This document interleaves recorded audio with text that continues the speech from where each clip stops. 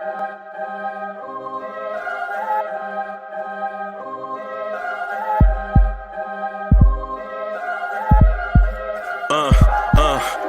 rank where the view is nothing less than phenomenal. For how I express and project from my abdominal. The only view better, both my daddy and my mama know.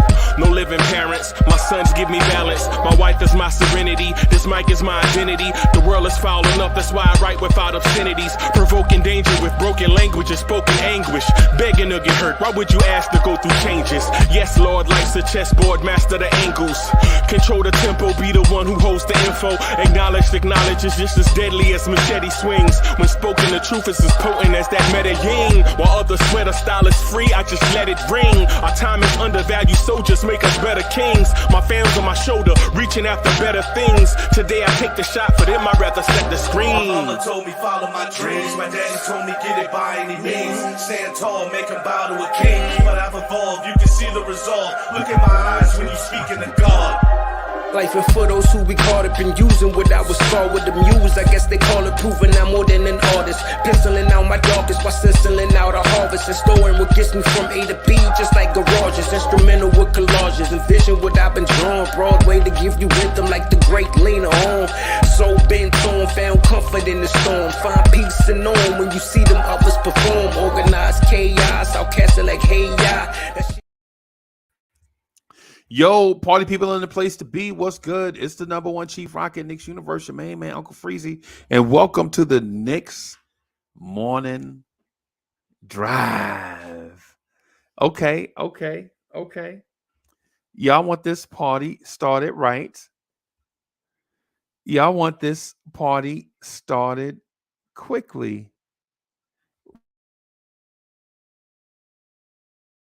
Miss Geraldine. Shout out to JJ, Kenny Payne in the building. The original DSJ is in the building. DSJ, I saw some dude named Miguel. Some singer is out here trying to copy your style, bro. You need to check that. You need to tuck that in. Some dude out here named Miguel talking about he trying to be like DSJ. So you need to go ahead and tuck that in, bro. Take care of that. So salute to Kendall Rivera and Paris Duggar.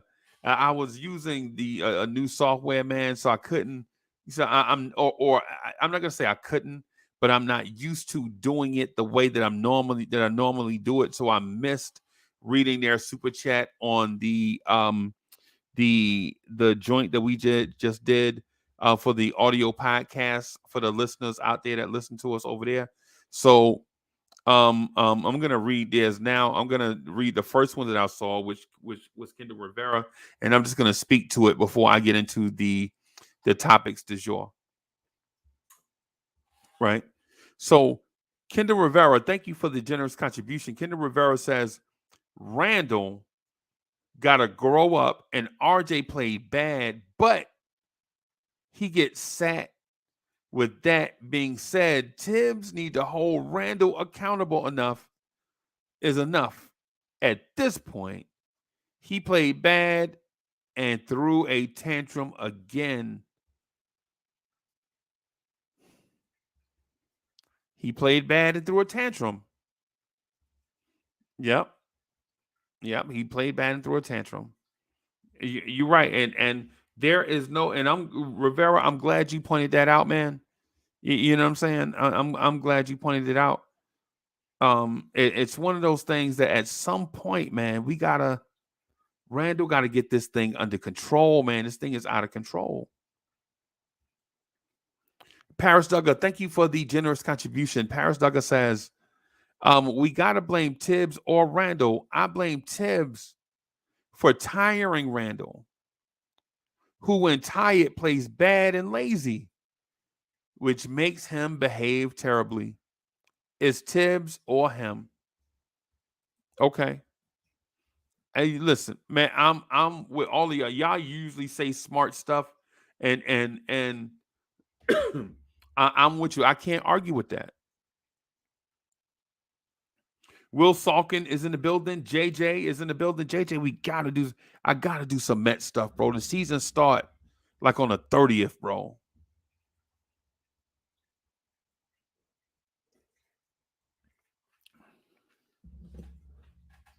we gotta do some Met stuff. But today let's talk about um um today let's talk about Orlando a little bit. The Orlando game. Tibbs got in my mind. Tibbs got outcoached again.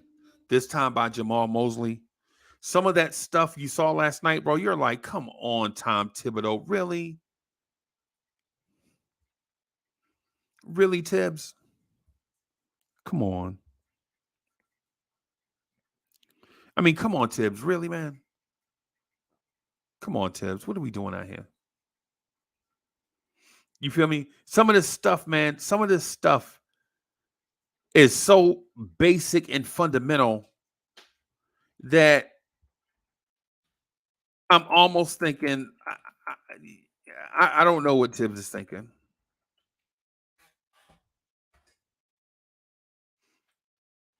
I just don't. I don't know what Tom Thibodeau was thinking. Something smell good, boss lady.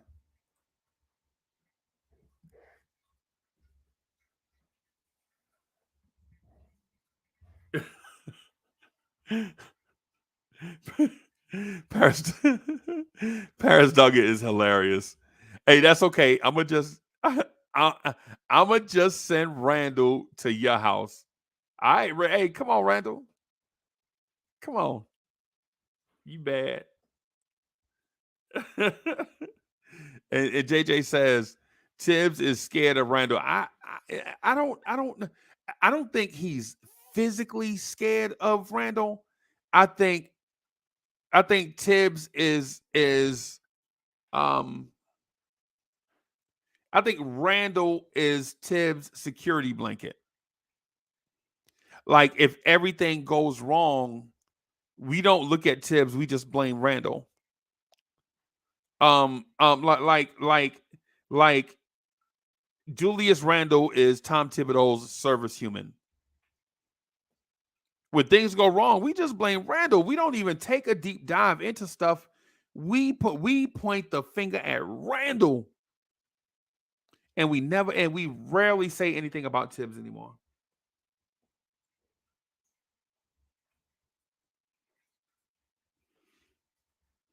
Miss Geraldine is in the building. Miss Geraldine, y'all been bowling this week? Y'all been bowling? You gotta keep us updated. Listen. Okay. All right.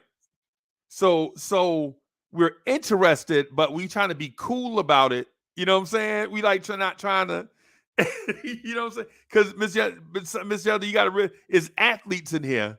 You know what I'm saying? So it's like we trying to be cool about it, not trying to nag you or nothing, but we kind of want to know a little bit.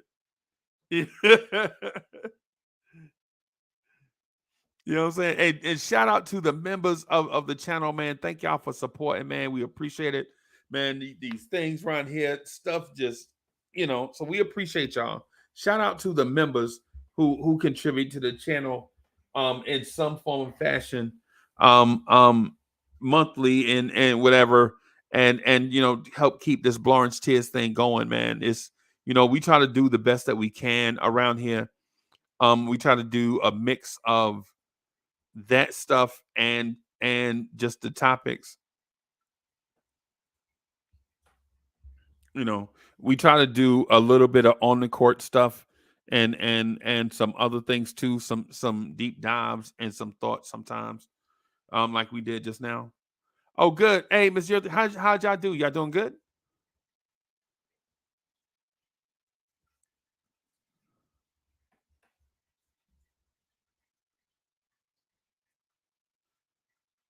All right, let me see. Somebody sent me a message.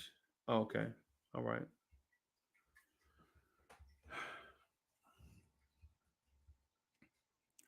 So, watching the game last night, I had a weird feeling that Orlando was just going to beat us. Right? Just had a weird feeling they were going to beat us. After a while, I was like, you know what? I just have a suspicion that they're going to beat us. Now, these few days off probably come at the right time. These few days off probably come at the perfect time. I think everybody needs this break because looking at it, I think, let me see, let me check one more time. So looking at it, let me bring up my Knicks. Let me look at my Knicks. Let me bring it up real quick. Let me look at the schedule. The Miami Heat are a game and a half behind us. Okay. They made up some ground. Okay.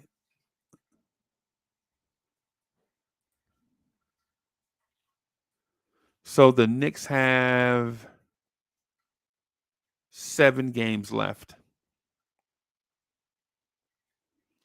We play Houston, Miami, Cleveland, Washington.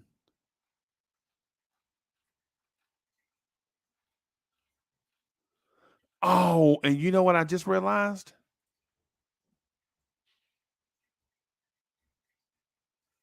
I just realized that there's no way we can win 50 games.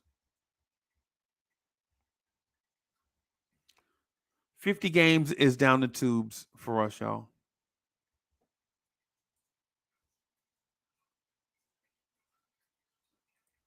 And Demo says Tibbs knows Randle is sensitive and will check out. Right. Yeah. Yeah. Yeah.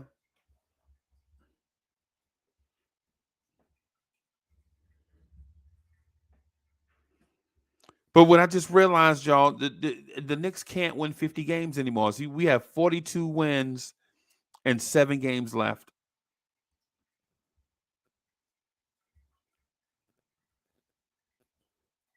And in order for us to get to 49 wins, we have to beat Houston, Miami, Cleveland, Washington, Indiana, New Orleans, and Indiana.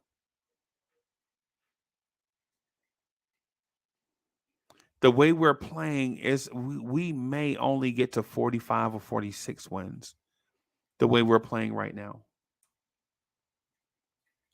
The way we're playing right now, we may only get to 45 or 46 wins.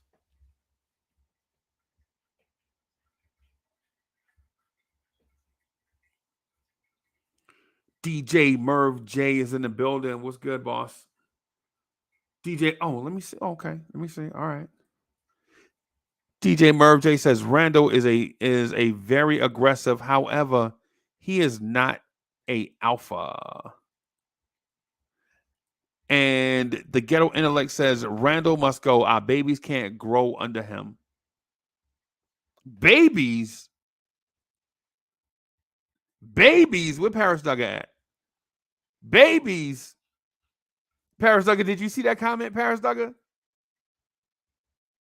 Where's Keith Turner at? Is Keith Turner here? Babies? Okay.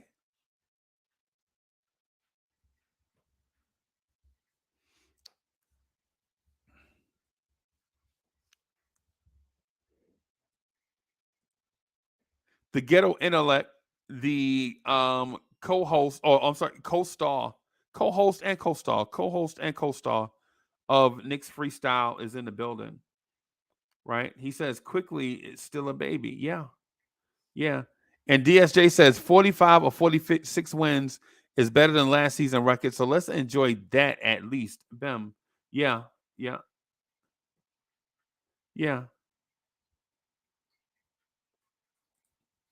And so DJ Merv J, thank you. I had something that I wanted to talk about, but since you brought this up, let's talk about it.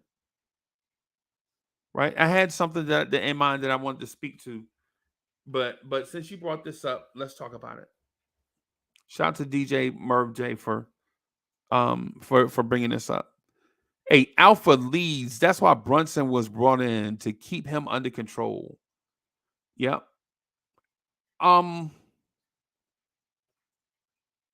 Brunson scares me, y'all.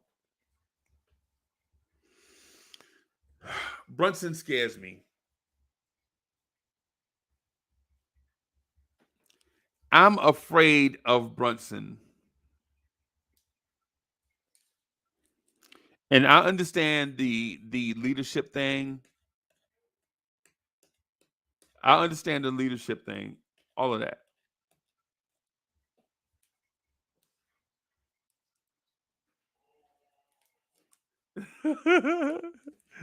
Parazucker says, "How can we enjoy this party with Drunkle ruining things?" I understand. I understand.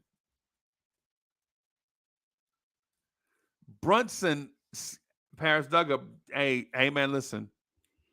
Y'all gotta. And so to be clear, let me be clear, because you know how people will do on social media. They'll be like, Uncle Freezy hating on Brunson. Let me be clear. I like Brunson. I think Brunson's a very good player. I think Brunson should be all NBA. I think Brunson is exactly what the Knicks needed, right? But Brunson scares me. And y'all know why. I don't even have to tell you. Y'all know why Brunson scares me, because I talk about it all the time. Man Child is in the building. Salute to my peoples up north.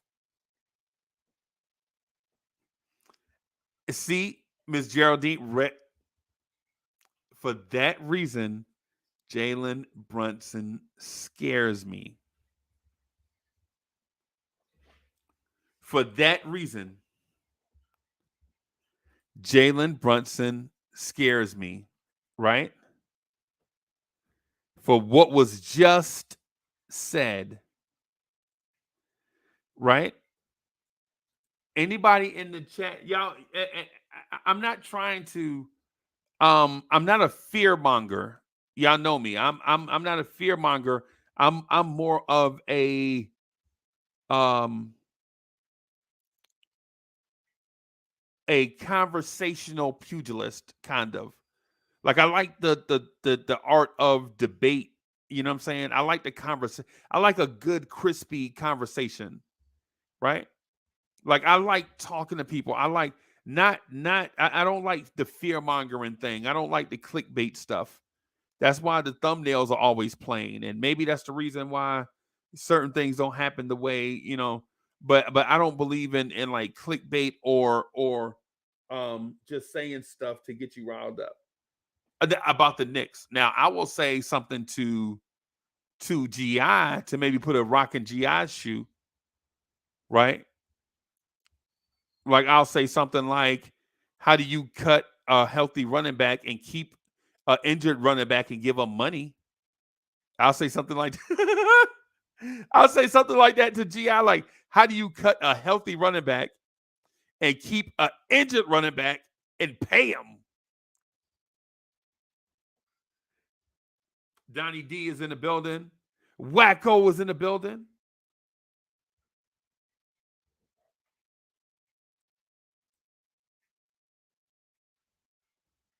Miss Geraldine says, when I think about it, could we get another coach next season? You know what? Wouldn't it be awkward? Wouldn't it be awkward if Rick Brunson got Tibbs' job? Would that not be awkward? Working for your daddy? Wouldn't that be awkward? Wouldn't that be odd? Wouldn't that be esoteric? Wouldn't that be peculiar? Wouldn't that be strange if Rick Brunson got that job?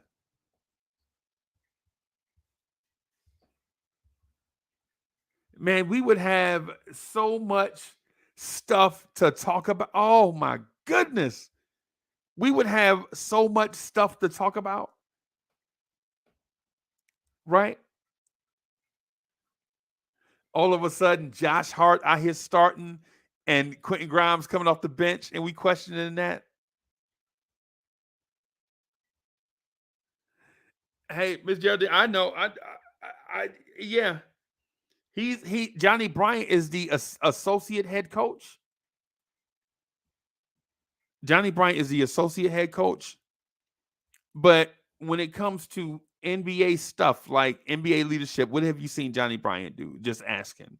This is not for Miss Geraldine. This is for everybody, right? What has Johnny Bryant done to give you confidence that he can take R.J. Barrett, Quentin Grimes, Emmanuel Quickley to the next level?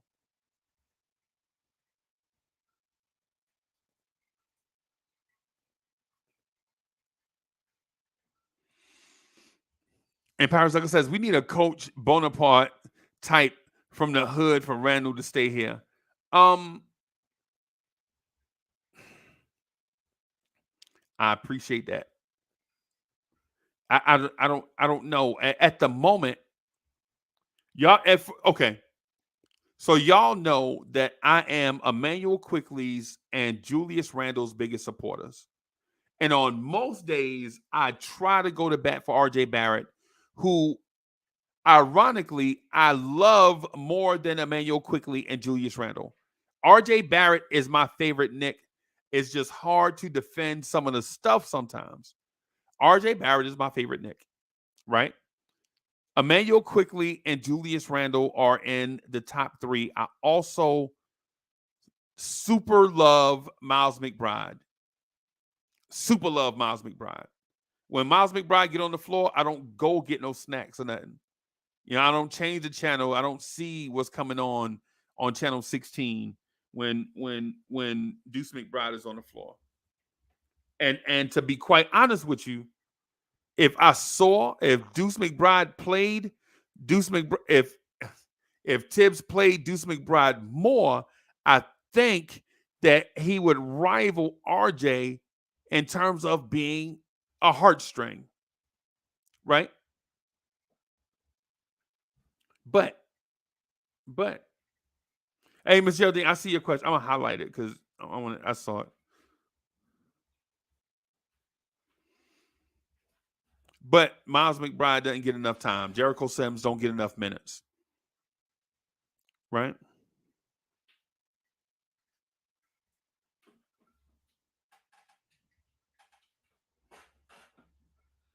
So, but the thing I was getting at, Paris Duggar, I'm speaking to you specifically. Right now, I have a whole bunch. I have a bunch of open questions about Randle. Right, I have a whole bunch of open questions about Randle.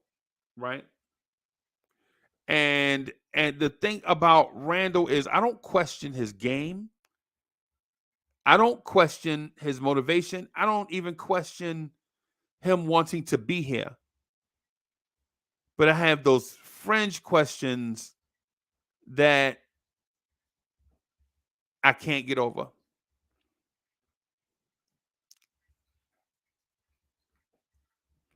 Right?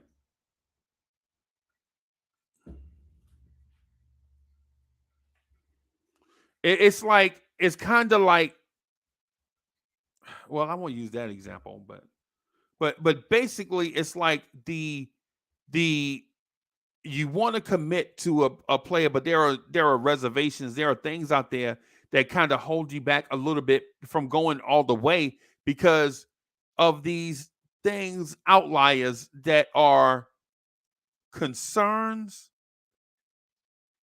but not really day-to-day things.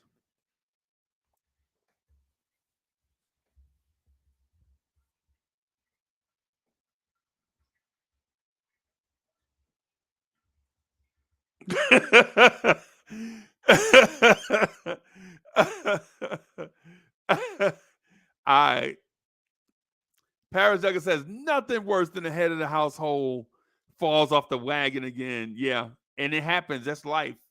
That's not even a new thing. That's a very old thing that keeps happening in the present.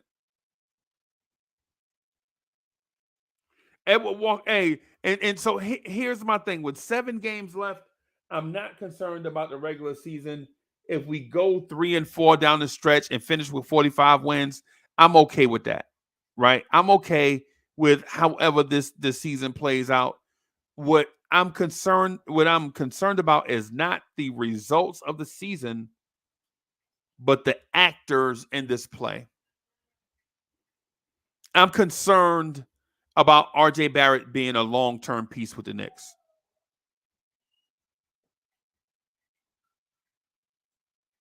I'm concerned about Julius Randle's meltdowns. I'm concerned, Benny.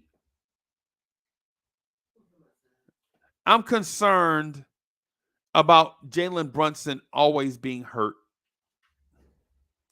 I'm concerned about Tom Thibodeau not making adjustments when the base level adjustments are there to be made without thought.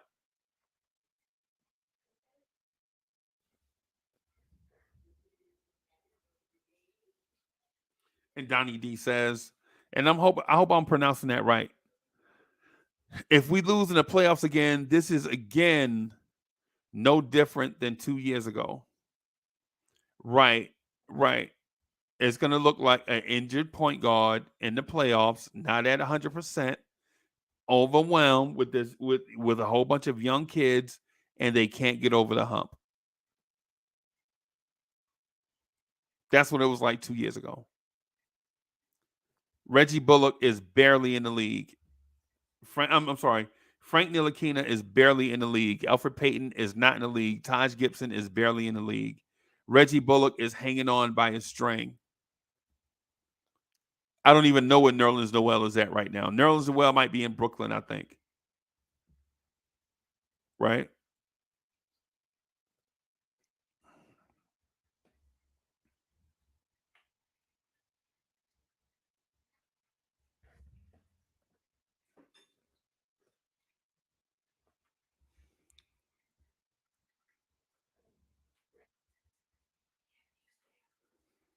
Oh, that's why he was whining.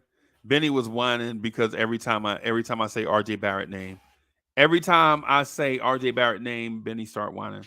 Tone Wu in the building. What's good, boss? Hey, it's been a long time, brother. Tone Wu, it's been a long time, man. You was at the Magic game? You was courtside? I didn't even know you was in Florida. I was in Orlando for the one in February. Danny Landis is in the building. Miss Geraldine says, don't say anything about RJ in front of Benny. Yeah, Miss Mocha let him go outside. Yo, hey, Tone Wu, I'm gonna send I'm gonna send you some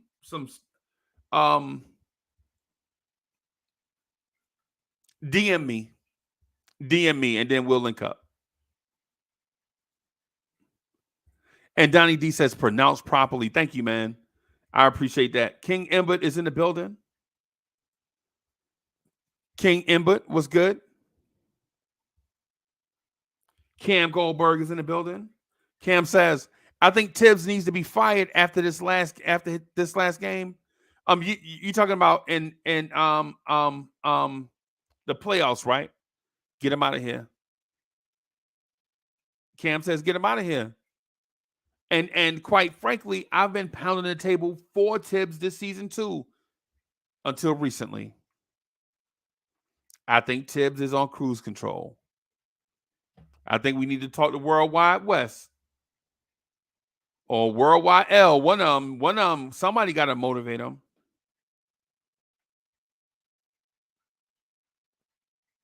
Mets is in the building.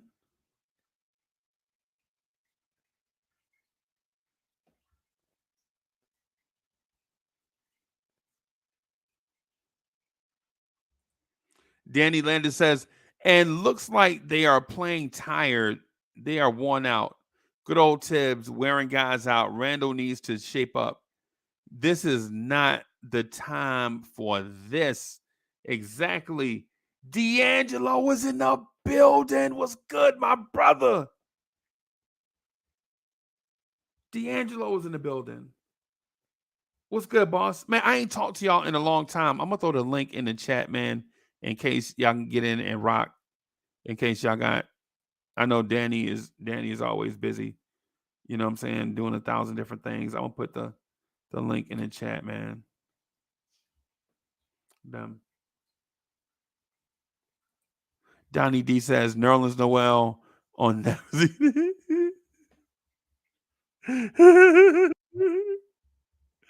Yo, that's hilarious.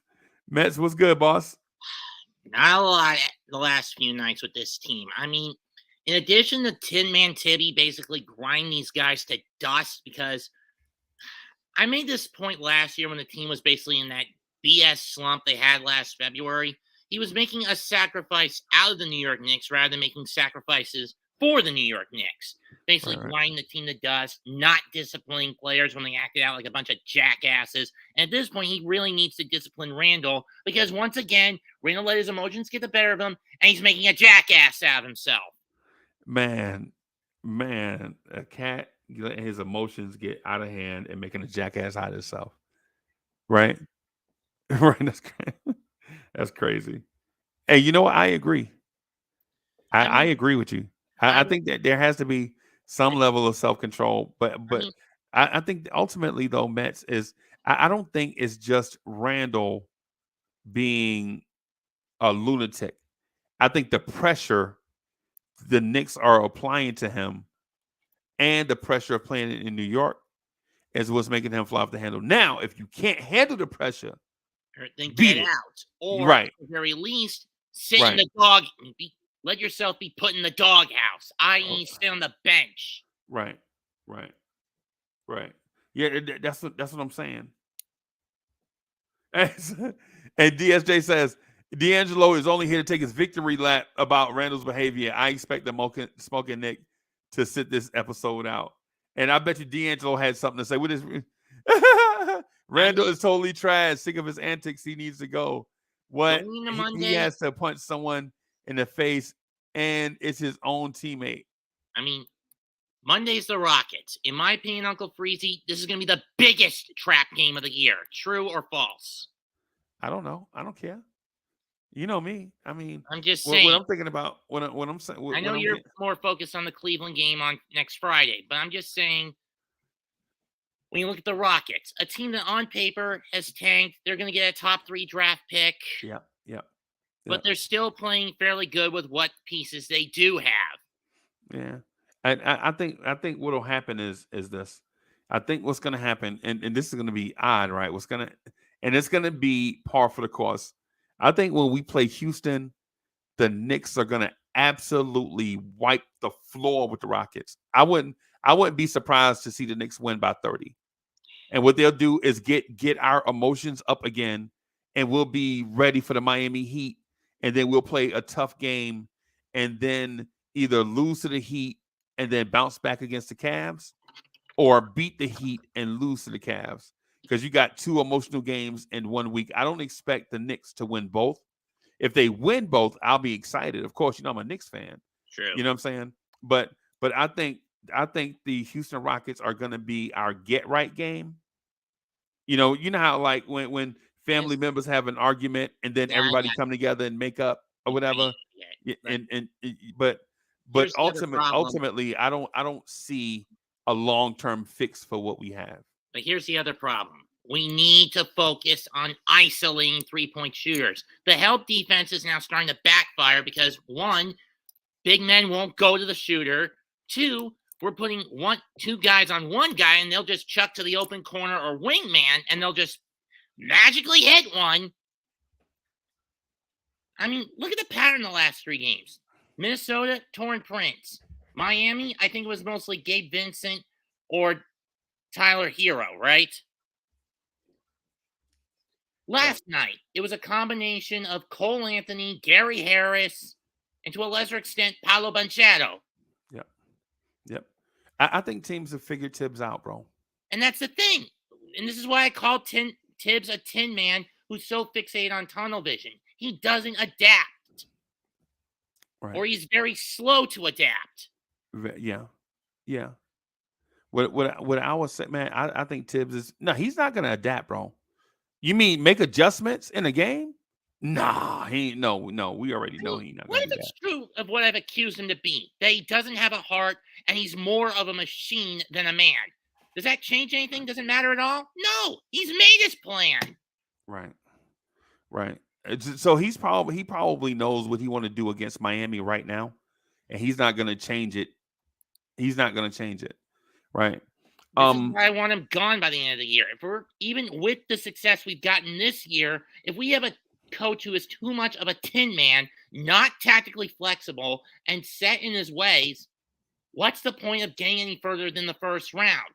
I know that's a bit nihilistic, and most people want us to get to the second round at minimum. But if old Tin Man Tibby continues to be the hard-nosed, ironwood, metal-minded, Tin Man tunnel vision SOB I accused him of last year, get rid of him. Danny Landis is in the building. Danny, what's good, man? Fellas, what's up? Happy Friday, Freezy. Happy Friday, bro. Good morning. Hey, Danny. What's up, Hey, buddy? you looking sharp, bro. Have to. Yeah, man. Yeah, man. You're a hotel valet. Yeah, man. He's got like Danny's like 9 jobs, bro. That dude is a hard worker, bro. But You tell have me, to do Danny, it. do I make a valid point with the rant I just went on?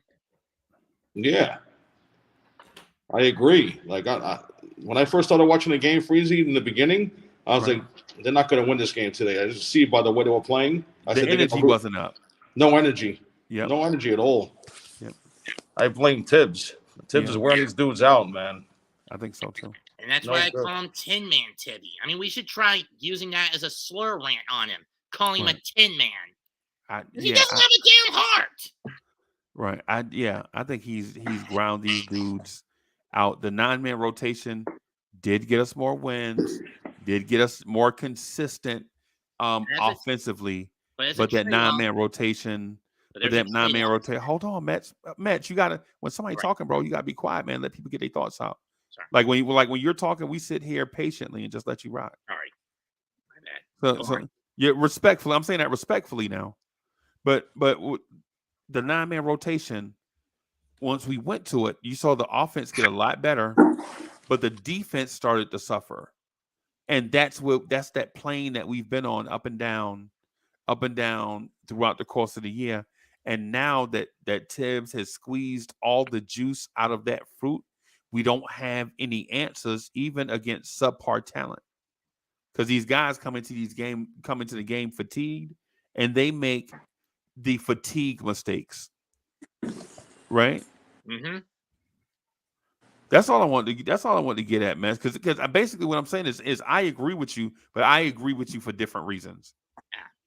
You feel me? Like I think you made valid points. I mean, at this point, why not just bump it up from a 9-man to an 11-man rotation? Give Sims and McBride their play time back.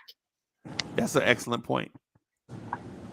Because with an 11-man rotation, you get at least a couple of pairs of fresh legs. Right. You get to see what the young kids can do headed into the playoffs. You take the minutes down on guys who played a ton of minutes during the season, like RJ, like Brunson, like Randle, right? Like down this stretch. Listen, man, I would play Randle 28 minutes and give Obi 25 minutes. And even if we lose on some nights, what I'm doing is giving Obi the opportunity to kind of show what he got before we start talking contract extension this summer. And then it also rests Julius Randle a little bit before you go into the playoffs. But again, will Thibodeau ever change his way? No. And if it keeps grinding this team in the dust, get rid of him, no matter the cost. Right. Yeah. Danny, how do you feel about Tibbs being here long term? I don't see it. To be honest, I don't see that. If he makes it this year and maybe into next year at some point, I think maybe halfway or maybe before, he's gone. That's it, right? I'm not feeling Tibbs, man. I'm tired of this guy, to be honest. Right. Is it coach fatigue, or you just don't like what he does? Like, you just getting tired? Are you just tired of seeing him, or do you think he's not a good coach for this team? I don't think he's the right coach for the team. Okay.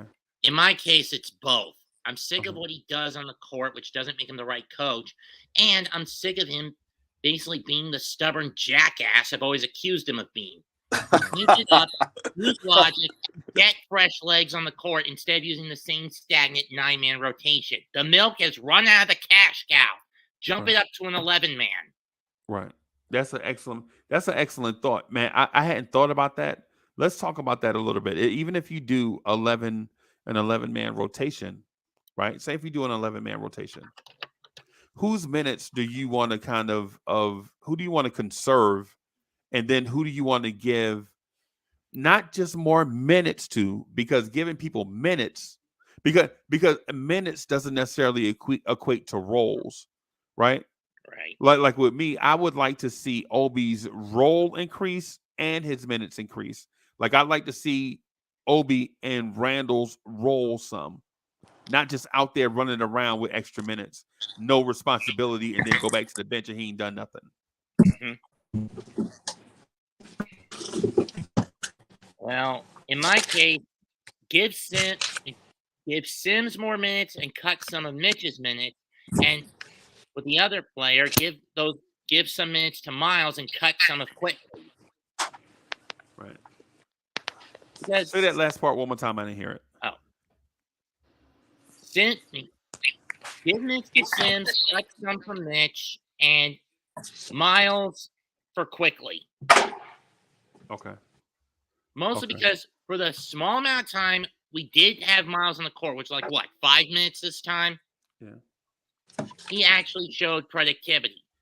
Sims hasn't been on the court in months, on the other hand. Right. Or at least over a month at this point. Right.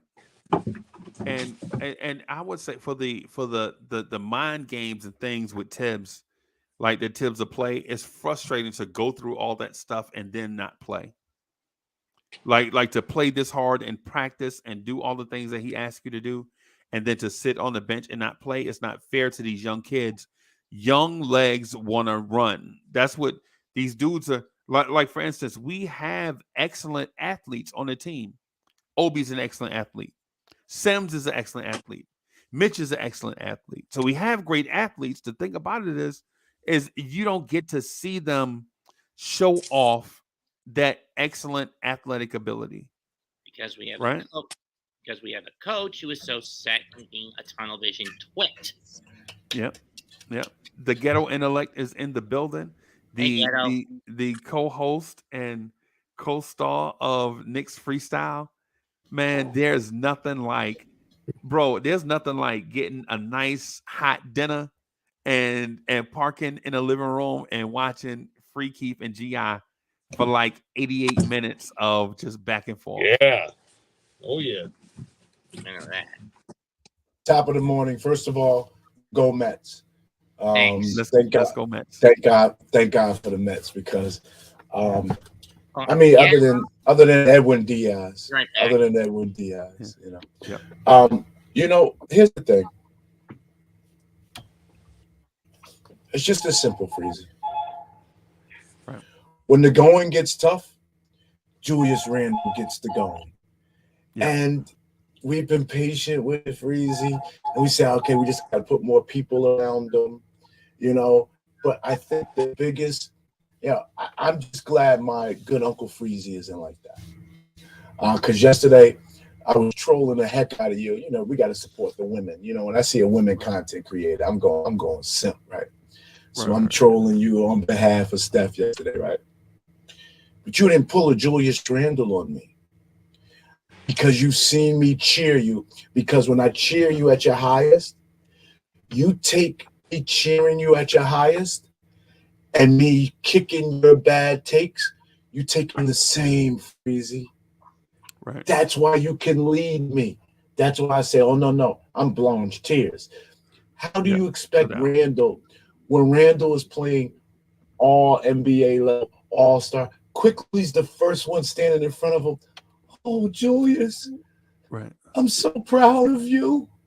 Right. I'm going to be Kentucky Wildcats.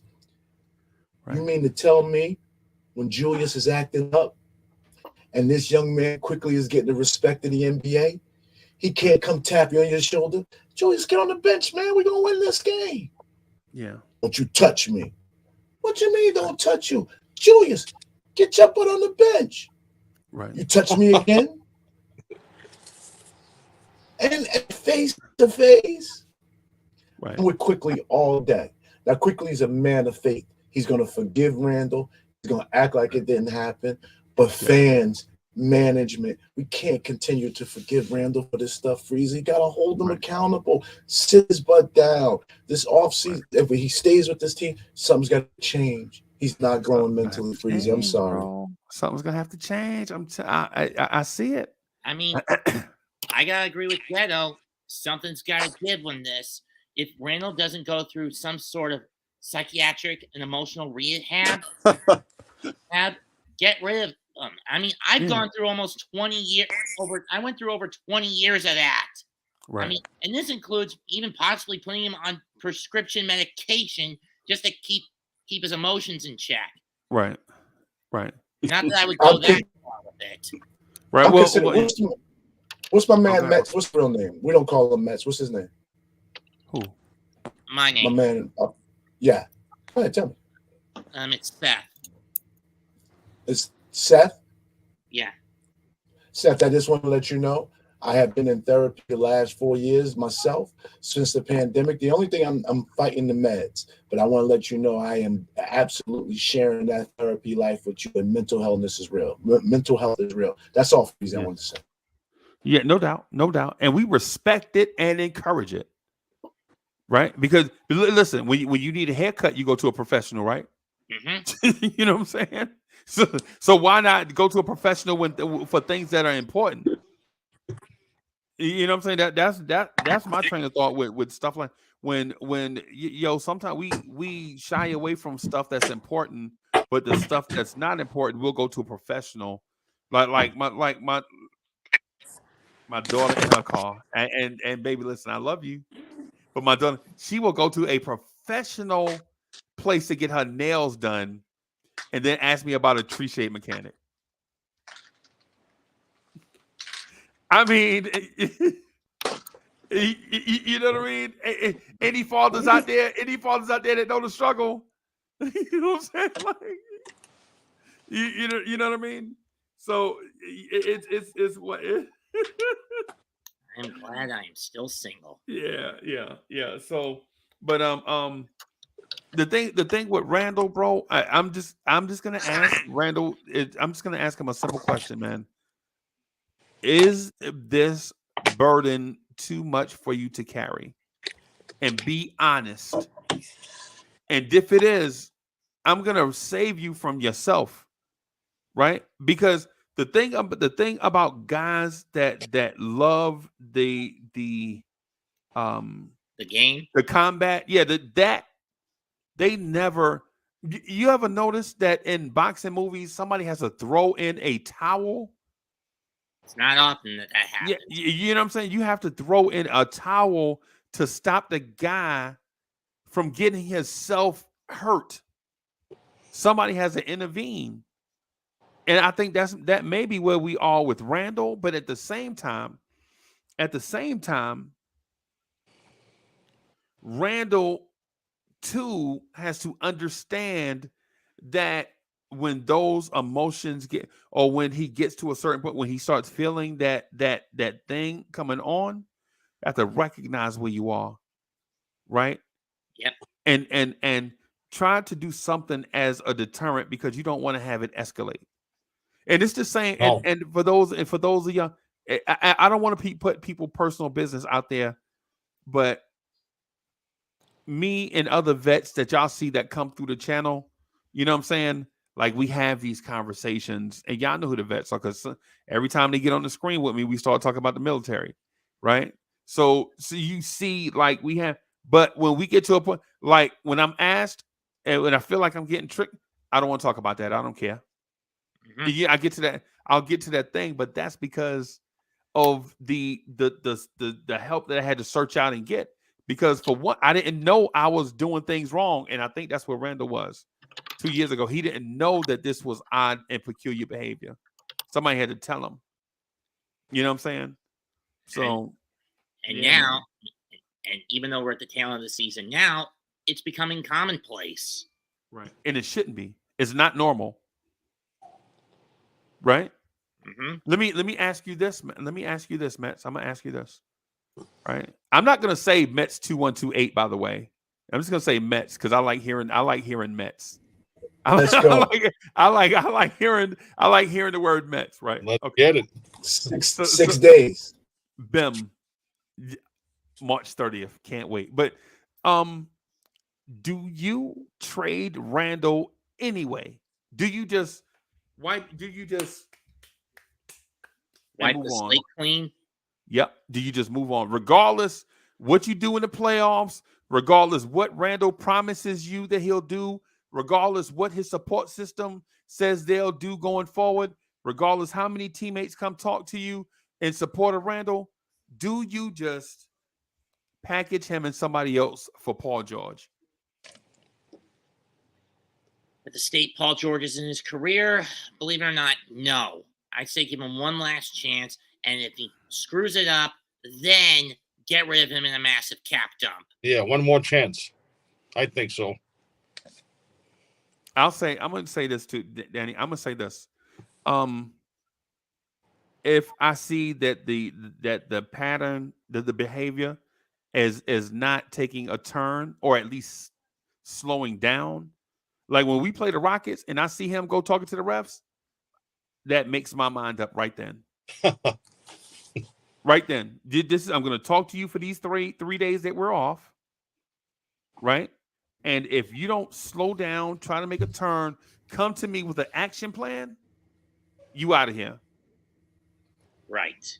Right? Because the thing I learned about a rotten fruit is it will rot the rest of the fruit that's there. And rot the tree completely. Yeah.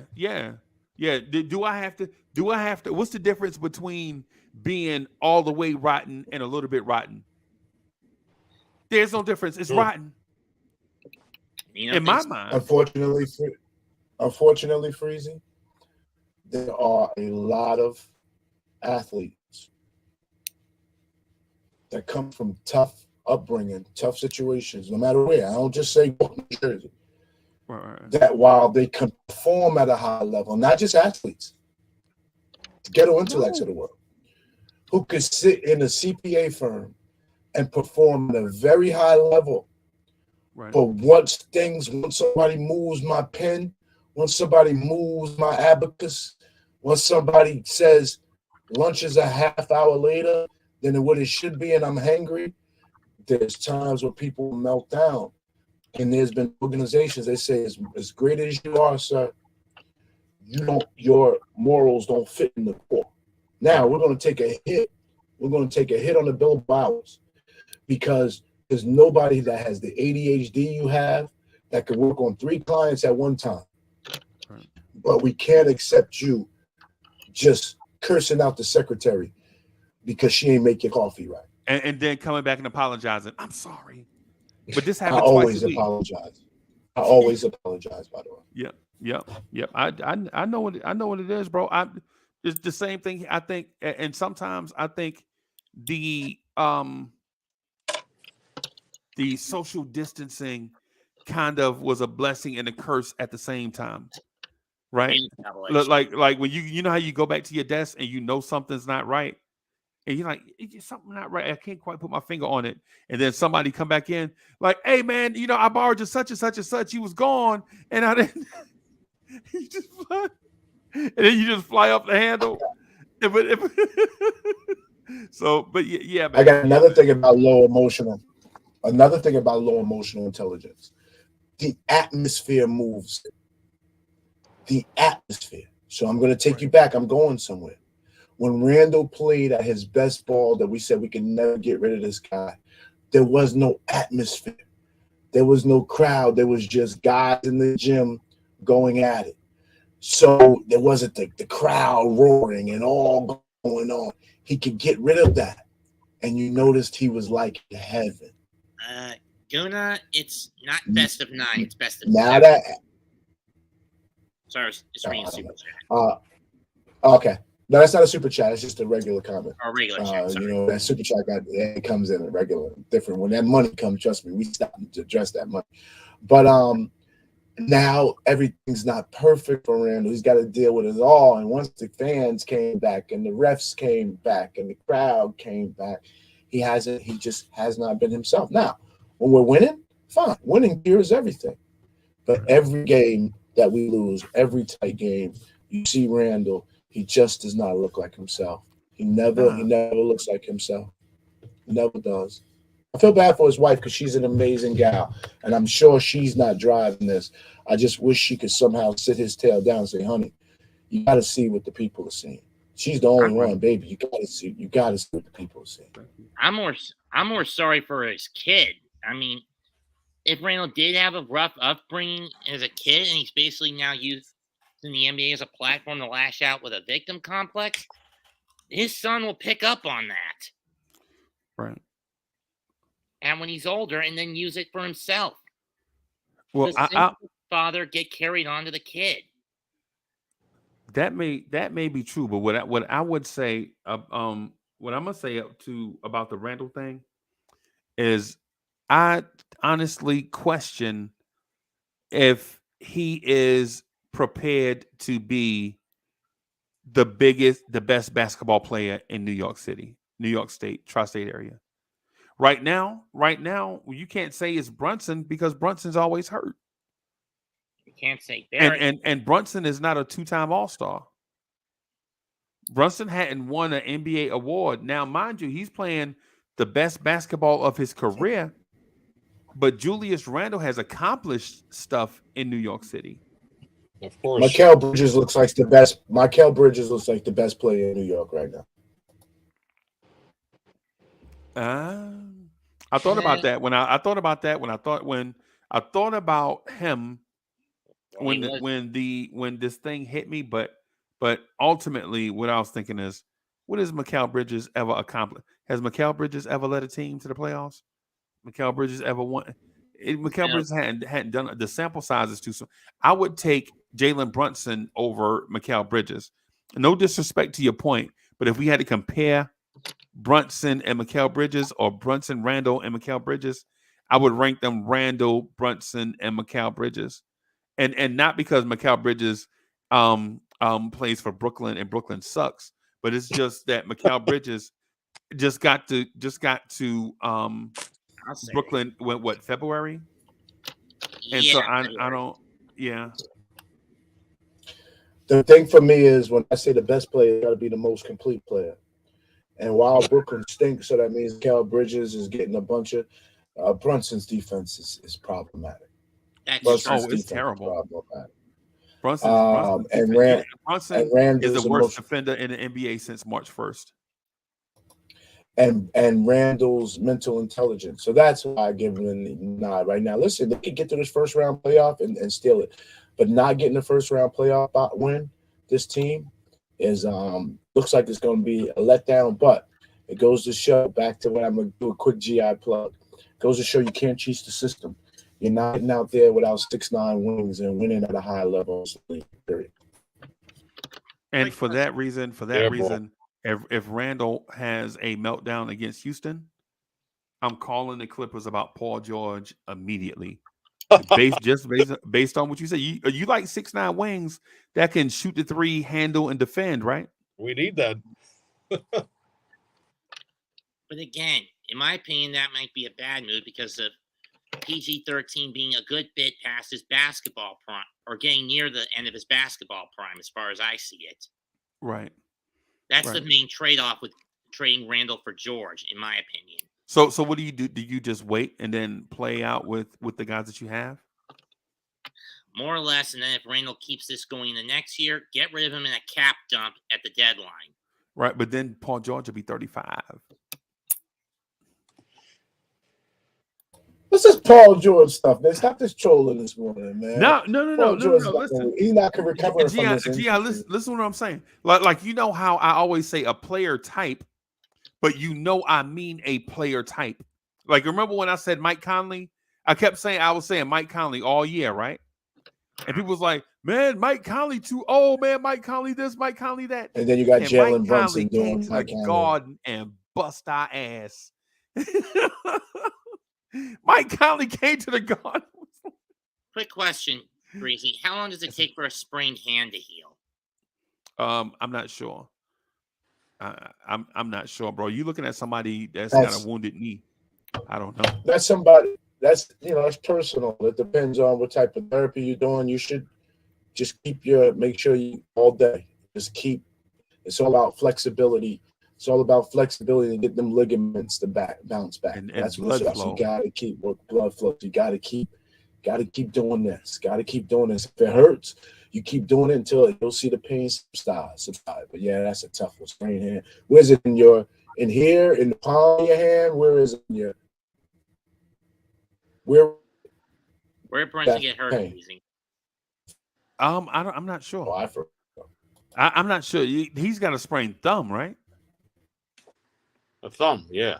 I think it's a sprained thumb. I don't think it's a sprained hand. I think it's a sprained thumb. But even with that, it depends on which hand it is. And he's a primary ball handler, too. So you got to take. So if it's his shooting hand, we in trouble, right? But if it's even his left hand, if it's just his left hand, we're still in trouble because you have to dribble and pass with both hands. But if it's his shooting hand, for most players, it's their right. He's basically a sitting duck.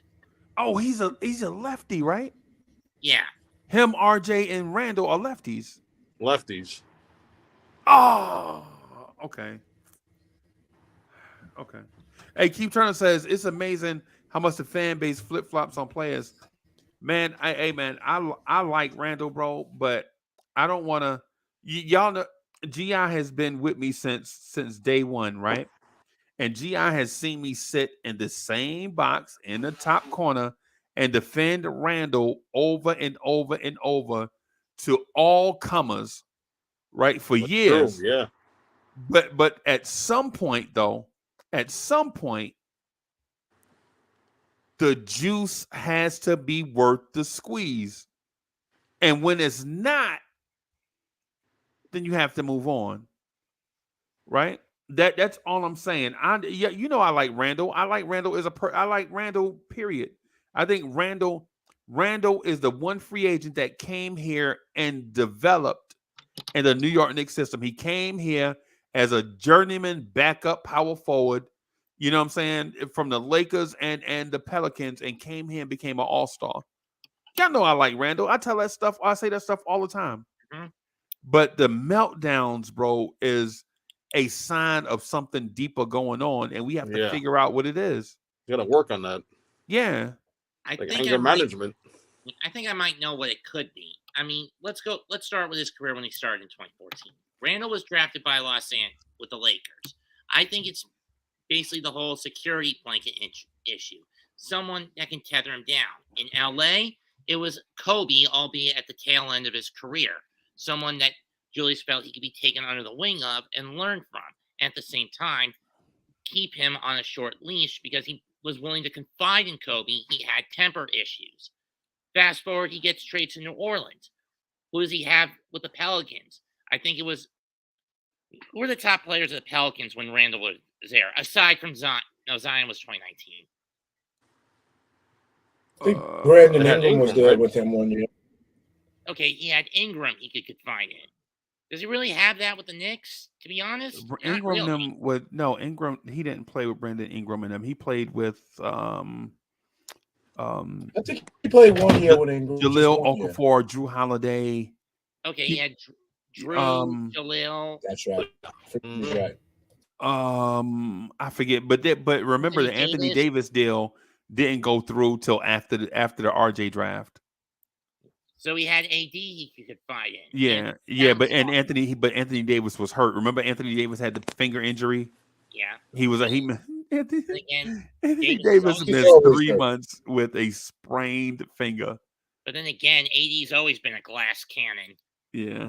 I mean, it's the glass. He can't take it. Yeah. But in any case, he could always confide in Tony Davis.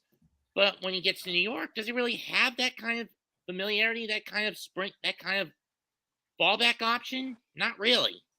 No. I mean, he's been with this team for 4 years, and yet he still treats everybody like a new face to some level.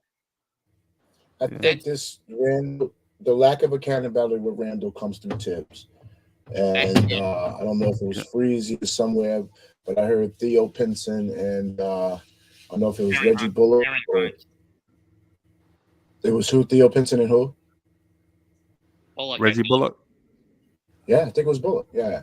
And they said you got to play Tibbs. You got to play defense to play for Tibbs unless you Randle. I think Randle, I think something's going on with Tibbs and Randle. And it's mostly because I believe Randle's always physically prepared to play. And that means a lot to Tibbs. Tibbs seems to melt down himself some. So they might see a lot in each other. But Tibbs got to understand that Randle cannot perform the way you need him to perform, losing his cool the last 4 minutes of every tough game. Every tough game. Taking the ball and just starting to dribble. One time one time down the stretch, he tried like a behind the back move and literally left without the ball. Gave it away. Yeah. A guy just picked up the ball, ran in for a layup, and we lost. I mean, he literally had some behind the back move, got to go and was at the ball without the rim, and the other team was going. He's showboating too much too with the dribbling. Yeah, you never seen out. That star capacity, you tend to showboat. I mean, the Knicks teams in the '90s, they didn't really do much of that. They were always focused on the game, whether it was Riley, Nelson, or Van Gundy at the helm, or whoever was in before Riley came in '93. Who coached us from '90 to '92? Pat Riley. Pat Riley was from 91 to 95, and then Jeff Van Gundy took over. Well, who was before Pat? You sure it was 90? I thought Van Gundy was the 94 coach. No, Lenny Wilkins? No, it was Pat Riley. After Don Nelson got fired. It was Pat Riley. Oh, that's right. That's right, because we said Pat Riley let John Stark shoot 1 for 17 in the final game. He take the ball out of his hands. Yep. That was Pat Riley. And we got rid of Riley after the 95 postseason bust. Brought in Don Nelson. He didn't do much in 95-96. Swapped him out for Van Gundy, who led to the 99 Cinderella run. But then management meddled with the core or after the 2000 season. And we fell backwards to the point where he got canned midway through the 2001-2002 season. Yeah.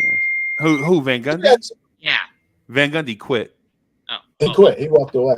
Yeah, he left on top. I don't even. Every time y'all say Van Gundy name, I just want to go outside and uproot a tree, bro. Van Gundy is a quitter. He quit on the Knicks and he quit on the Rockets. And we keep saying Van Gundy name like Van Gundy is a saint. Van Gundy. If you think Randle choked under the pressure, Van Gundy couldn't take the pressure and quit. I mean, in the middle of the season. Wasn't it also executive meddling? Yeah, no, I don't. Van Gundy is. I just don't like him, bro. And he's always quick to criticize New York. Always. Oh yeah, he does. Yeah, I noticed that. But then again, it was epic when he went on that. But then again, that's probably because he has a major hatred towards Jimmy Dolan. I mean, we all know Dolan's more of a hockey guy than he is a basketball guy anyway. Right. Ain't no sports. It was. Oh, I'm sorry, Gia. It's hilarious though. I'll never forget the donkey ride that Van Gundy took on Alonzo Mourning's leg. That was he was the biggest calf ever. He was dragging him all over the floor like a mop. Like a mop. When was this? Yeah, bro. I remember 96. Oh. You just hold on, never let go. That was before 96 playoffs. That was before Zoe. Oh, so it wasn't 96 exactly playoffs. Oakley was like, "Yo, let him go, let him go." Right. And Pudge Knight said Riley quit too. He quit. He gave a letter of resignation. Yeah. Riley quit for a different reason. Pat Riley was in a showdown with the front office. He wanted to be. He wanted a piece. Yeah. And Riley was like, "Listen, this is what everybody else around the NBA is doing, except y'all. And y'all are just bringing in. Y'all won't get talent for Pat Ewing, and y'all expect me to coach this ragtag bunch." And they were like, "Yeah, but you just coach. We'll tell you what to do." And Pat Riley left and built a. Y'all remember when the Miami Heat was a finesse franchise? Remember they used to run all up and down the floor all with the cute uniforms, and people used to punk them and bully them. Pat Riley get there. The first thing he do is bring in Alonzo Mourning. You know what I'm saying? Y'all remember that? Yeah, y'all don't remember Khalid Reeves and Ronnie Cycli and Billy Owens and Harry Porter. Yeah, and Pat Riley built them up like he built the Knicks. And all we had to do was be patient with Pat Riley, and anyways. I wanted to say this thing about Randle, just to be clear. Y'all know I like Randle, man. This thing though with Randle, not trying to drag us back to that conversation. I just want to make sure that what I'm saying, it was clear. The thing with Randle is we want him to be here. He thrives here on and off the floor. But these moments is just like what Paris Duggar was saying. Y'all know how it is. It's like, I don't want to say it and not be politically correct about it, but it is like the drunk uncle thing. Where your uncle functions his whole life, Monday through Friday, work on time, work overtime, do all this thing, excel on the job. And then Saturday afternoon at the picnic, he drunk as hell, wreck his car. You know what I'm saying? Like, or something like that. That's what Paris Duggar was alluding to. The thing is, with that, Randle, all we're asking Randle to do is calm down. It's just ball. That's it. He goes far and beyond. Yesterday when he's yelling at Quickly, I'm like, wow, what is he getting so angry quickly? He's just trying to calm him down. That's his teammate. That's his man. That's his teammate. I know, it's terrible. He shouldn't be like that. That's no good. If it was an opposing player trolling him like Cole Anthony did at the end of the game, then fine. Snap at him there. Right. And you know what? And we saw this coming when Jimmy Butler was trolling him at the end of the Heat game. You saw Jimmy Butler trolling, getting in his head, and Randle not knowing when to back down, and Butler playing the mind game with him on and on, egging him on. It was on purpose, yep. Yeah. So, it's one of them things, man. We just hope Randle get this thing together. Because since I had the channel, bro, we've had this same conversation at least 30 times since I had this channel. 30 or so times. Not saying the event occurred 30 times, but Knicks fans have this conversation 30 times. I'm not saying Randle flew off the handle 30 or so times. We have this. There was a time where we had this conversation. D'Angelo, Joe Madden, myself, and others had the same conversation about Randle having meltdowns and us not being able to trust it. And now in the spring of 2023, we're still having the same conversation. Same problem. It's a revolving door, and we're beating a dead horse at this point to the point it should have been shipped out to the glue factory. Right. Well, yeah. I wish we didn't have to have the conversation. Right? Of course. Or at times do I feel like we're seeing the Knicks play out in a sense to the Wizard of Oz with the following guys in the following roles. Tibbs being the Tin Man. Randle, the brainless scarecrow. Mitch, the cowardly lion, because he whines and complains about wanting more shot opportunities, but yet when he gets them, he doesn't take them. Right. There's no offense. Mitch has no offense. Yeah, yesterday he tried the power dribble, lost. Yeah. He tried to power dribble and dump and lost. Yeah, I saw that. And that's why I'm viewing Mitch as sort of a cowardly lion kind of player. Cowardly lion. He doesn't take them. I would say this though, man. Quentin Grimes is looking like he turning the corner. He could shoot, man. He could shoot that guy. Hey, Quentin Grimes looks like he's turning the corner, y'all.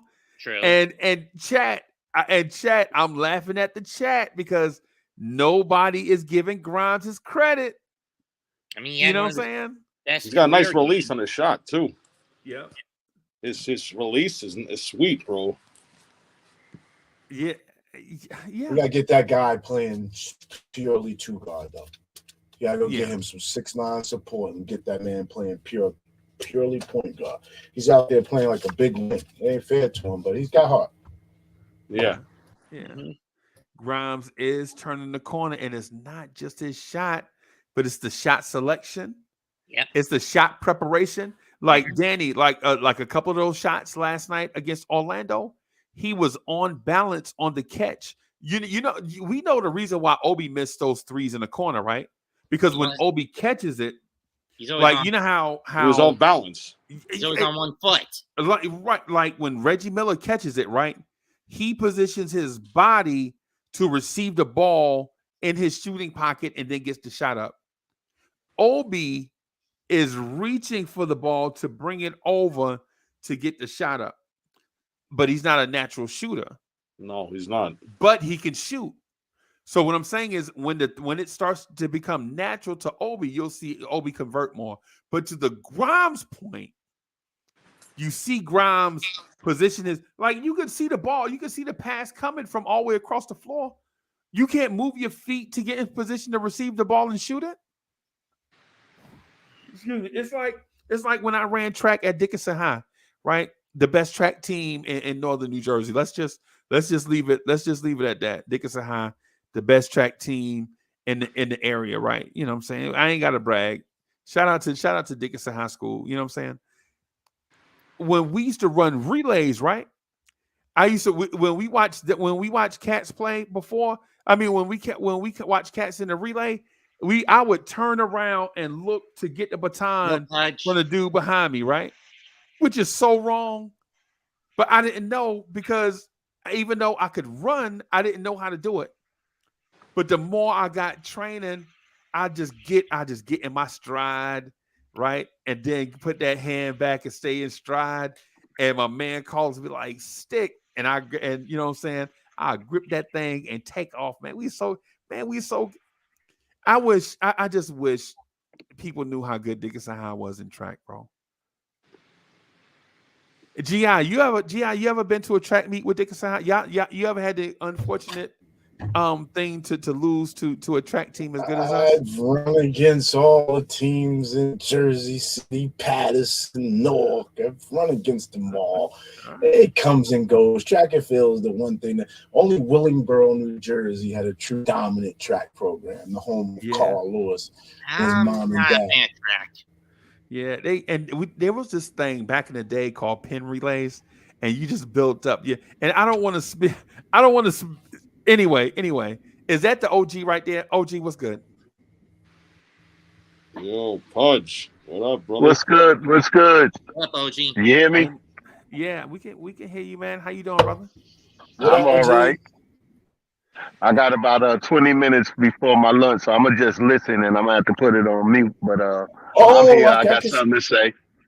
Oh wait, them glasses threw me off. So first off, I want to correct the record on the Knicks freestyle. I received a phone call from a fan who told me the information I was providing on the show the night before was inaccurate. The gentleman was correct. And Freezy, we apologize. We forced you into saying that Tibbs was 4 years, when actually he came in 2020 and not in 19. And I stand corrected. Rob the Knick, thank you for the phone call and making sure You got to be on your game when Rob the Knick is around, bro. He the OG. Rob Nick is on point. Yeah. I heard him talk to Hoodie Cab one time, bro. I got, you know what I'm saying? I got emotional. I was like, look at the OG. Get him, dog. Get him, Which dog. time? Him and Hoodie Cab at night was the best. Yo, him and Hoodie Cab at night was the best. He used to make Hoodie Cab throw his camera, lie off.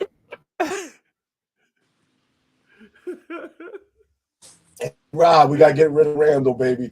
I know me, you just had this conversation. I'm sorry to flip on you. We just talked 2 days ago. Randle gotta go, yo.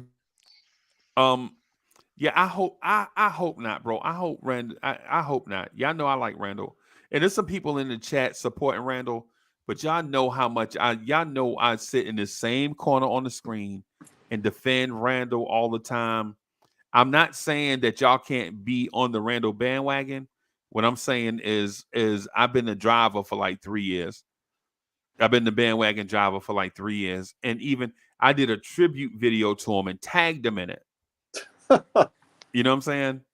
I did the tribute video to him and tagged him in it. So I'm not personally, I'm not I'm not bashing like Randle. This thing that we going through though has to stop. Mm-hmm. It's got to stop. It's just got to, because now you're affecting others. It's one thing when you you know what I'm saying, do something bad to yourself, but when you start affecting others, then you know, so you just got to put a stop to it. Got that right. Yeah, man. The grind. Or you can hire somebody. I'm sorry. Go ahead. You can bring somebody on this team that can beat Randle. But the problem is, I don't think too many people in the NBA could lay any hands on Randle. That boy Randle is fit shape. Oh, yeah. No way. Yeah. He big and fast. Yeah. Pause. Yeah. Yeah. I mean, yeah. Randle's a great NBA player, and he's been an underdog his entire career. Even when the year he was drafted, I thought Randle was going to be a top 5 pick, right? Randle probably should have went He maybe went like, 3rd or 4th in his draft. Maybe. He went like what, 7 or 8? Yeah. You remember some of the dudes? You remember on draft night some of the dudes that went ahead of him? It was embarrassing. 2014 draft, correct? Yeah. The top 3 picks, the top 2 picks for sure, right? Joel Embiid probably could have been a number 1 pick, but he stayed hurt. He was hurt as a high schooler, he was hurt as a collegian, and he was hurt in the NBA. Mm-hmm. Right? That's the reason why he didn't go number 1. Yep. Right? But when you start saying names like God, I keep thinking Doug McDermott. I mean, I'm saying I keep thinking Alec Burks, but it wasn't Alec Burks. I think it was Marcus Smart, Dante Exum. Dante Exum is who I'm thinking. Dante Exum went ahead of him, right? Yes, as did Andrew Wiggins, Jabari Parker, Joel Embiid, Aaron Gordon, Dante Exum, and Marcus Smart. Those were the 6 that were drafted ahead of Randle when the Lakers picked him at number 7. Yep. Come on, bro. How you taking Marcus Smart ahead of Randle? How you taking? And now I'm talking about on draft night. I'm not talking about now that their careers have played out. I'm talking about if you can flash back to 2014. Randle his name was hot as fish grease at the time, right? Mm-hmm. But at that time, everybody wanted the next such and such, the next Carmelo, the next LeBron. They didn't want a dude that looked like he could be the next Charles Oakley. They didn't want that. And come to find out, Randle is either just as good as Oakley or maybe better. When you count what he does on offense and rebounding, is he the defender that Charles Oakley is? No, never, and never will be. Holy smoke! We left that draft with Clee Anthony early and Thanos and Cooper. Yeah, Man, I mean, we've been drafting horrible. Yeah, we got hosed that draft, because in my opinion, we could have landed Nikola Jokic in that draft, or if we kept our number 12 pick, even though this would have been a little mediocre, we would have kept our pick. We would have ended up with, at worst, Dario Saric. Right. Or TJ Warren was in that draft. I think I like TJ Warren in that draft. TJ Warren went to he was a North Carolina State kid, right? The dude at North Carolina State doing everything by himself. Yeah, and then he got drafted by the Suns. What number was he? 14. Wow. And what's the teeny point guard from Connecticut? The tiny point guard from Connecticut. That was in that draft. Shabazz Napier. He got drafted to the Hornets via Portland giving the Hornets their draft pick, but then they shipped him out to Miami. Napier, I remember LeBron, him. right? That was LeBron doing, right? LeBron, remember LeBron, Shabazz LeBron Napier? was gone by the end of the 14th season. He went back to Cleveland. That year. Who else? There was somebody. There was a sleeper in that draft. I can't remember who it was. Trying to go off memory, and then I'm trying to also find the page that is on Yusuf Nurkic? No, that wasn't it. him. Was he a guard or a center? Center. Yeah. Went to Chicago via the draft. Rodney Hood. Rodney Hood is the guy I'm thinking about. The guy from Duke. Rodney Hood and Jabari Parker came out of Duke together. Wow. Yeah. Rodney Hood. That's the dude I'm thinking. Wasn't he on Cleveland? Now, right? He was on a lot of teams. I'm sorry, say that again. Matt, say that again. You say he was with the Rockets now, right? No, wait. Last team he was on was Boston, and they hung him up, I think. Who, Rodney Hood? No, Parker. Jabari Parker? No, I didn't mention his team. Oh. He should have went to the Bucks. He should have went to the Bucks because the Bucks were terrible that year. They probably should have got the number 1 pick. He was drafted by the Bucks at number 2. Yeah, right. Drafted, yeah. Jabari Parker, because he looked like the next Carmelo Anthony. In college, he looked like the next Carmelo. And he had the hype coming out of high school too. Yeah. Last check, Hood was a Clipper, but he's gone MIA since then. Yeah, his body didn't hold up in the NBA. Nike thought he was going to be the next big thing. His best numbers were in Utah. Yeah. During the 17-18 season. Yeah. So is the 6'9" player at the wing that can do it all? Is this guy becoming a unicorn for us, Freezy? If we move Randle? No. The 6'9" wing that can defend multiple positions, shoot the three, dribble. Is that guy a unicorn for us? Yes. No, he's not a unicorn. He'll be an elf. He'll be the dude that does it all, and it'll look like magic. Santa's helper. Yeah, he'll be Santa's helper. Yeah, that's a great way to put it. Because we need Kelly Oubre Jr. That's what we need. Yeah, that's Ghetto's boy. He wanted him back then. Remember Ghetto, Kelly Oubre? Bro, I've been screaming for that guy because it's like I didn't have the balls. I didn't have the balls to say for Freezy to say I want Paul George. Now I'm with Freezy. Now that I want Paul George. Yeah. Or anybody that plays like him. Yep. Yeah. Let me put it this way. I want 27-year-old Paul George ASAP. Oh yeah. Who doesn't? I don't think that player is in the league right now. No. So he is a unicorn. now. Yeah. Yes. I don't think that player is in the league, but if you're patient, you can get that player in the draft. How? And wait a couple years. No, I'm saying because those guys are in the draft. They're late first, early second round picks, where you can go out and get a guy that is, as a matter of fact, I'll look it up right now and see if I can find a specific name for you.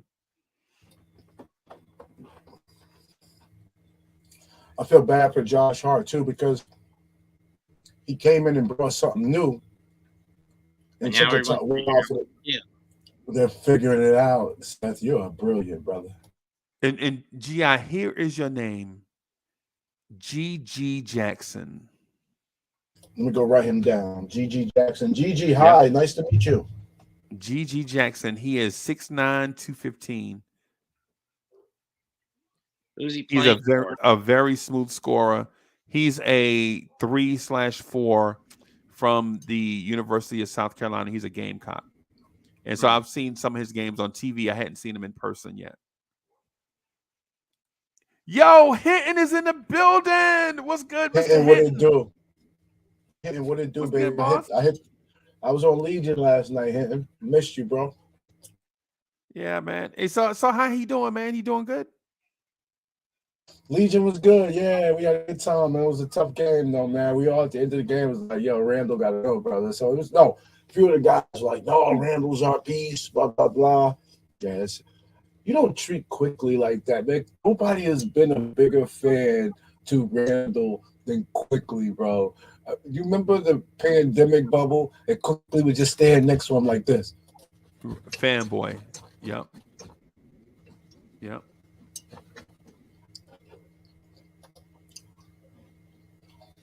That hurt my soul. I looked up and was like, what the hell's going on with Randle and Quickly? And the SG replayed it. I said, nah, Randle, you didn't do him like that. There's no way you did that boy like that. Right. That's your people. And I'm sure he apologized to him. But in those episodes of mania, bro, when you have those manic episodes, man, you know, it's hard to control yourself. So, yeah. Hey, and so Ms. Geraldine says, that's a really good question. Why do y'all want Paul George? He wouldn't last a full season playing here under Tibbs. Yeah, hey, and see, that's the double. See, and so it's not what she said is not double entendre, but it's a dual point, right? That you can break down both parts of the statement. Like the part playing under Tibbs, that's a whole conversation to itself. And then when she says, why y'all want Paul George? That's another whole conversation to itself. Because depending on how you feel about this Knicks team, for instance, I think the Knicks are closer to contending for a championship if everybody's right than what people think, right? But I think Paul George might be that finishing piece that gets you over the top. Like if you somehow keep Brunson, Grimes, add Paul George, right? Keep Randle. Now, you're not going to be – now, if you keep those four, you won't be able to keep RJ and Mitch and Obi and Quickly because you're going to have to give up a lot in order to get Paul George, right? But I think a lineup of and listen, shout out to the Queen Bee, too, because Queen Bee mentioned it, too. She I forgot the way the Queen Bee said it, but basically – I want to give her credit for what she said. It was her thought, and I don't want to steal it. I want to give her credit for it, but say it the right way without sounding clumsy. But basically, what it amounts to is how close are the Knicks to contending for a championship? And if you feel like the Knicks are close, then a Paul George move to have him say for the next 2 to 3 seasons. If I'm stating it right, is too easy of a decision to make, right? Because are you going to wait on RJ and Obi and Mitch for the next 2 years to develop? At this point, nope. Right. So I see your point. The only thing that really helped Randle is another super vet. Right. Is that what you're saying, Crazy? Right. Yeah, kind of like it's like it's like if the Knicks are in the second round right now and say are going to battle with Milwaukee hand and foot, right? And you see that if you had a Paul George in the lineup, if you can imagine having a Paul George, if you think Paul George gives you an edge over Milwaukee in that scenario, then during the summer, you got to go get him. It's a no-brainer, right? It's like asking Mets. Mets, would you trade Mark Vientos and Ronnie Mauricio for Mike Trout to put him in the outfield, to have an outfield of Nimmo, Trout, and Starling Marte? Given Trout's recent injury history? No. Yeah, I'd do that in a heartbeat, bro. Yeah, absolutely. Because you're not worried about the regular season. I do that so fast. Yeah. He'd get my problem with that idea, Freezy, is this. That's a combination of a quick fix to cover up certain deficiencies and at the same time trying to limit damage control with those deficiencies. Right. Basically, getting someone like Trout, a guy you know has injury issues, especially recently, that's basically creating a false sense of security and assurance when in truth, in my opinion, it doesn't get much done. You just make sure you put them in bubble. You put them in bubble till September, October. But let me say something crazy. Very important. First of all, Dope Soul Sports Talk.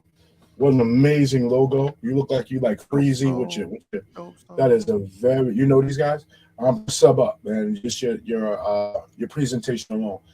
But you can't look at the Randle quickly situation in isolation.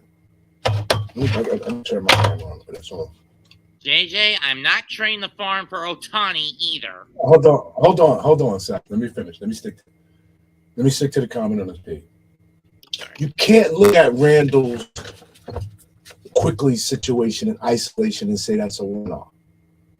Nobody wants to make it a one-off more than the people on this panel. No, Rob the Knick wants to make it a one-off. But we got to go to what happens to Randle under stress when the ball is in his hands. He's getting double teamed. That's no difference. His emotional intelligence takes over. When Randle is 30 seconds left, it's obvious he's got the ball. He's playing, dribbling aggressively. He doesn't get the call. They let him play. He doesn't get the call. He loses it. His first thought isn't, let's get back on defense. This game isn't over. He immediately goes to the ref. He shows his displeasure. I just thought at the one thing I could always defend Randle for, to the people who think this is overreaction, is he was a good teammate. And they love each other in that locker room. Right. I come from a neighborhood. I come from a place, Rob. I don't get to treat you like that for 30 seconds and you willing to die for me, bro. It's unacceptable. The next time we get in a heated situation, Rob's going to look at me like, is he going to black out again? Rob's going to be nervous, as he should. And I got to be sitting over there saying, Rob, I'm together. Rob, I'm together. Okay, G.I., because you know how you get, G.I. You know how we're about to hit that moment, G.I. You can't. I'm about to cry. Rob, you can't go into every situation worry whether Randle's going to keep his head on or not. You can't, guys. This is not an overreaction. We love Randle. We're trying to go to the next level. The next level, you look at KD under pressure. You look at LeBron under pressure. You look at the guys who win championships, Drew Holiday, hell, even Giannis under pressure. Nobody gets fouled more than Giannis because all he does is dive to the damn hole. He don't have no jump shot. What he does is take the ball and fly to the hole as one of the biggest, strongest players in the NBA. We got it. We got it. I'm trying to win a championship. I don't care who. Oh, all right. I thought you were saying Randle's feelings, sir. No. That's a different thought. Hey, can I say something about that? Yeah, man, come on. PC, look, I got three things that I'm going to talk about with Randle. First of all, mental health is real. I'll be the first one to say that. Yeah. But me personally, I think Randle has character flaws. I think Randle personally is a bully. That's just my personal aspect of what I think Randle is. Randle's been a bully all his life. And getting to the NBA, some things you had to put in perspective because you couldn't do because it was going to show bad on us on the scouts. I got 3 situations with Randle in the last 2 years, and there may be more than that y'all can pretty much expound on. The first one was with the assistant coach and slapping the laptop. He had a problem again with that assistant coach again this year, was though they had words on the sidelines. Then number 2, the biggest nemesis on Randle on the bench as far as trying to check Randle's behavior is Fournier. He always has something to say, and Randle always goes back at him about his professionalism. And that happens a whole lot on the Knicks bench when Randle is going into his little tirades. And then number 3, which is totally unacceptable, where I put Randle in the bully range, is what he did to IQ yesterday. I turned the TV. I was through with Randle with that right there. You don't do that to your teammate. You're showing, and with them saying we all this in the locker room, I don't see that. Just like what G.I. just alluded to. You're not going to treat me like that for 30 seconds and we're going to be cool after that. We grown men. I might have to respect you because we're in that locker room together. But don't think that there's a after the game over hangout kumbaya thing. Michael Jordan said it best. He said with Dennis Rodman, he said nobody hung out with Dennis Rodman. But when he came together on this team and we played on the floor, we won championships together. And don't get it twisted that people think that the team has to be kumbaya all the time to win championships. That's not true. Randle has character flaws. And we all have to know that. So if you have to get rid of Randle for the good of all, you get rid of Randle. Because Randle, no matter what he does on the floor and his temperament and the way that he's acting, it's going to affect the team in a negative way. That game had negative energy all written on it when Randle went 1 for 7. The whole energy of the whole team changed because of the attitude that he showed. Not that he was 1 for 7, it was his attitude about the 1 for 7. You can't run around. And then on that shot that he got mad at, he 3/4 away from the basket, whether he was going to what, because they didn't let you put up a heave-hole shot. And the ref that had him was Leon Wood. Leon Wood was an ex-NBA player turned ref. Yep. And Clyde and Brini was saying, this guy's baiting himself. And Clyde was like, yo, what is he doing? You're having a 3/4 shot, and then you're going to push on quickly, who's coming to your defense and trying to hold you. Man, you can't get in the locker room and saying everybody is hanging out with Randle. I do not believe that. I don't believe that Randle and that team, they respect this game. But as far as who wants to hang out with that? I never seen a picture with Randle on the off season hanging out with people. I seen Quickly, I seen Grimes, I seen all of them in pictures. Quickly and Obi always Quickly together. and Obi. I even seen Quickly and Grimes at the summer league, and Quickly didn't even play. But I seen them together. I was there. I don't see Randle with none of them like that, like in pictures and things like that. It's maybe it's an age difference, maybe it's something, but the blatant disrespect that Randle has for his team, it has to go. The Knicks will never win with Randle acting like that. And I don't think that is meant to. It's a bully attitude. I played with players like that before. And once the game was over, we was all away from this one player. And it was pretty much the best on the team. But you just can't. Randle is a 265 guy. If you playing 21 with him and you foul him, he's saying my ball. That's Randle. He has a character flaw. And it shows emotional. And if he wants to say that, okay, we ought to all get under the banner that everything is mental health, because a lot of NBA players are using John Morant in his situation. Oh, it's mental health. Nah, you just out there and you got caught. Everything is not mental health, especially when we're dealing with our people. We know when it's Rob, you better talk. Ron You better talk to them. Talk to them. Yeah, talk Ron to them, Artest was real. That was health. All this, when you get in trouble, now all of a sudden it's health. Look, Rasheed Wallace he just had that, because getting to the NBA, you didn't see this in none of these players, because it would have been a red flag for the scouts. If you had it under wraps then, why you don't have it under wraps now? Because you got the attaché attached to the money, and then now you feel as though you can do what you want to anybody. It's the privileged athlete effect. And that has to stop. Randle needs to be called out for what he does. If it's mental health, let us know the psychiatrist that you're seeing. Yeah. Not a coach that's got to come all the way down from his house to come to your house and say, Randle, you got to do better. Nah, let's see that you were sitting on that couch along with Ron Artest and the guy from the Gents, Brandon. They sat on the couch, and then they called mental health. You meditating in the corner, you getting everything right, and then you flip on your teammates. It's like the battered wife syndrome. It's the battered wife syndrome with Randle. Just because you apologize doesn't mean as though you're not going to do it again. And we're seeing this time after time after time. It's time for it to stop. Get rid of them. Vanna White syndrome? The battered, yeah, that's what it is. It's like when the battered wife keep. Oh, I thought you said he's a battered husband. No, battered wife syndrome. Meaning there's some wives that don't think that their husband loves them until he puts his hand around that. Right. Or they saying that they're not going to do it again, and you telling your friends, oh, he's not going to do it again, and then next week it's the same thing happening again. Right. You know, it's actually called Stockholm syndrome. Oh, but Rob called it something. Rob the Nick called it something different. Man, look, that was so ugly, man. That was so ugly what he did, man, and I was through with him right then and there. And I don't care what he does on the court. Through for good? You through for good? I'm through with Randle for good. You don't do that to your teammates, because you already showed you did it to your assistant coach. You did it to somebody on the bench. Now it done trickled down to the floor. Will's So the gonna go back, next. I mean, so how I'm long 90%. until he stocks a ref?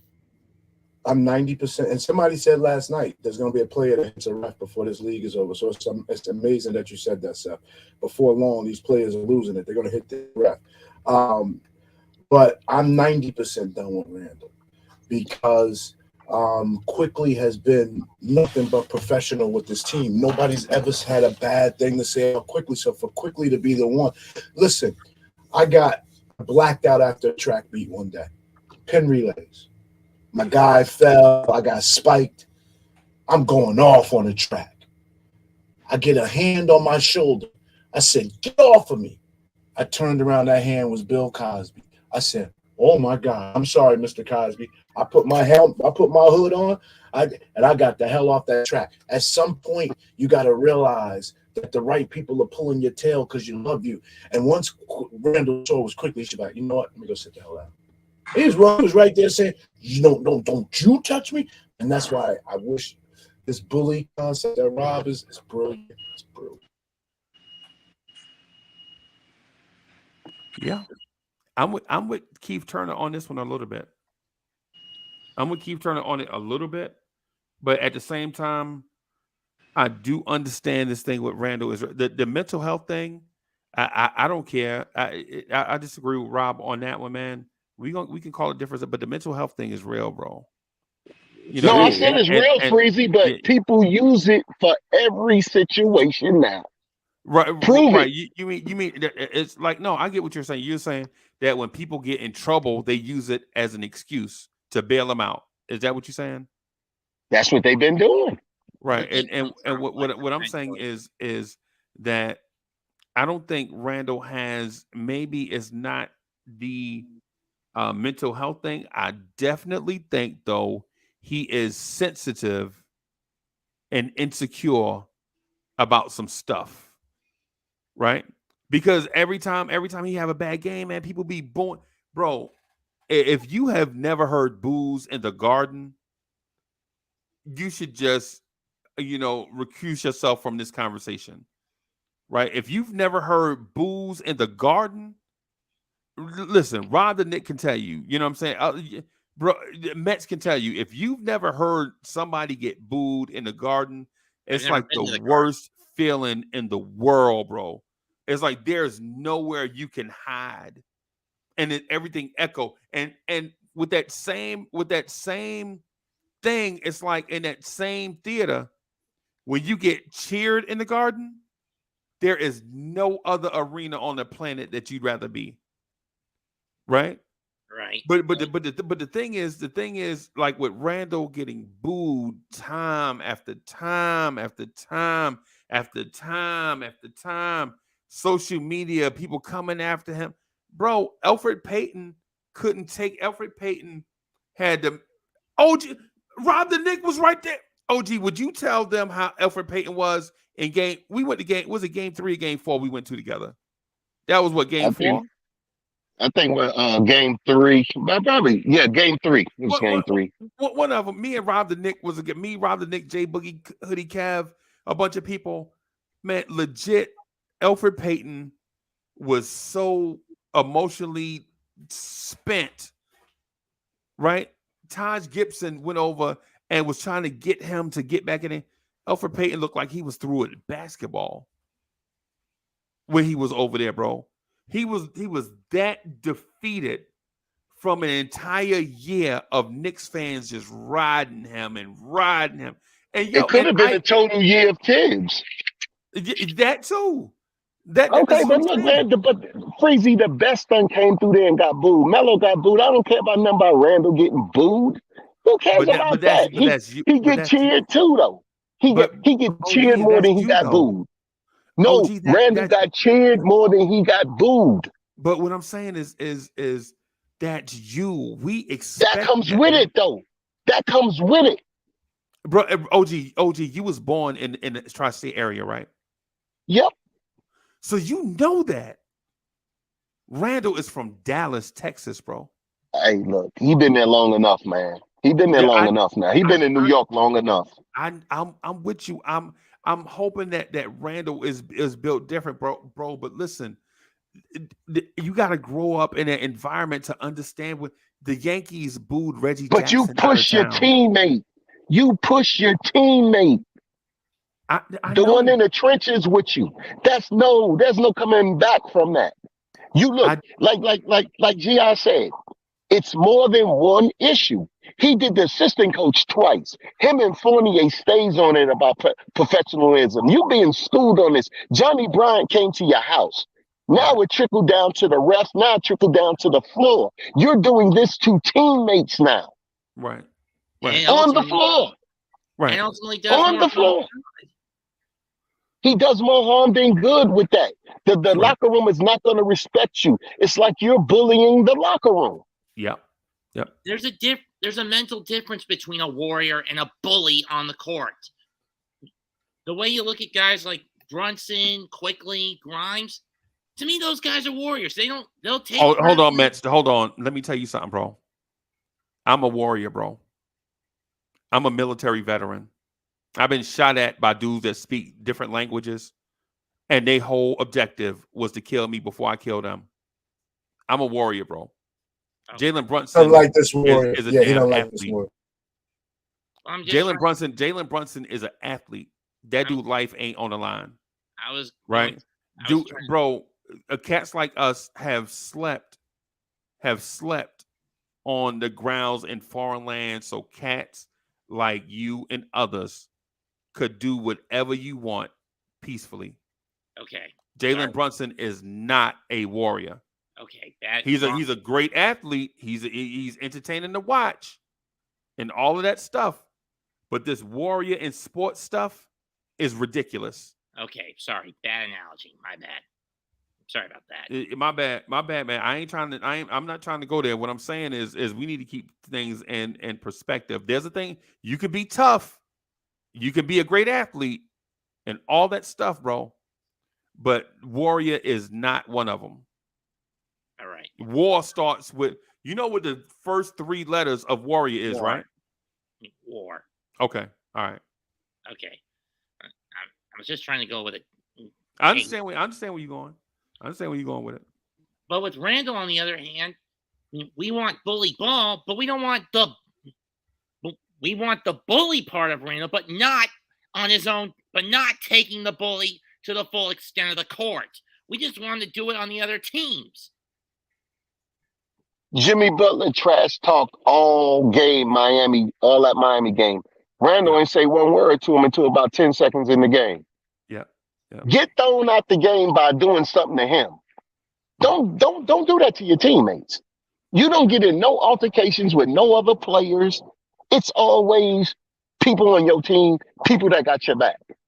I've never seen no outburst with Randle against any other player besides our own. This is interesting, OG. So you're saying that, and this is interesting. Just hear me out on it, because I want to entertain the thought of with you and Mets. I want to kind of just want you guys to elaborate on where y'all going.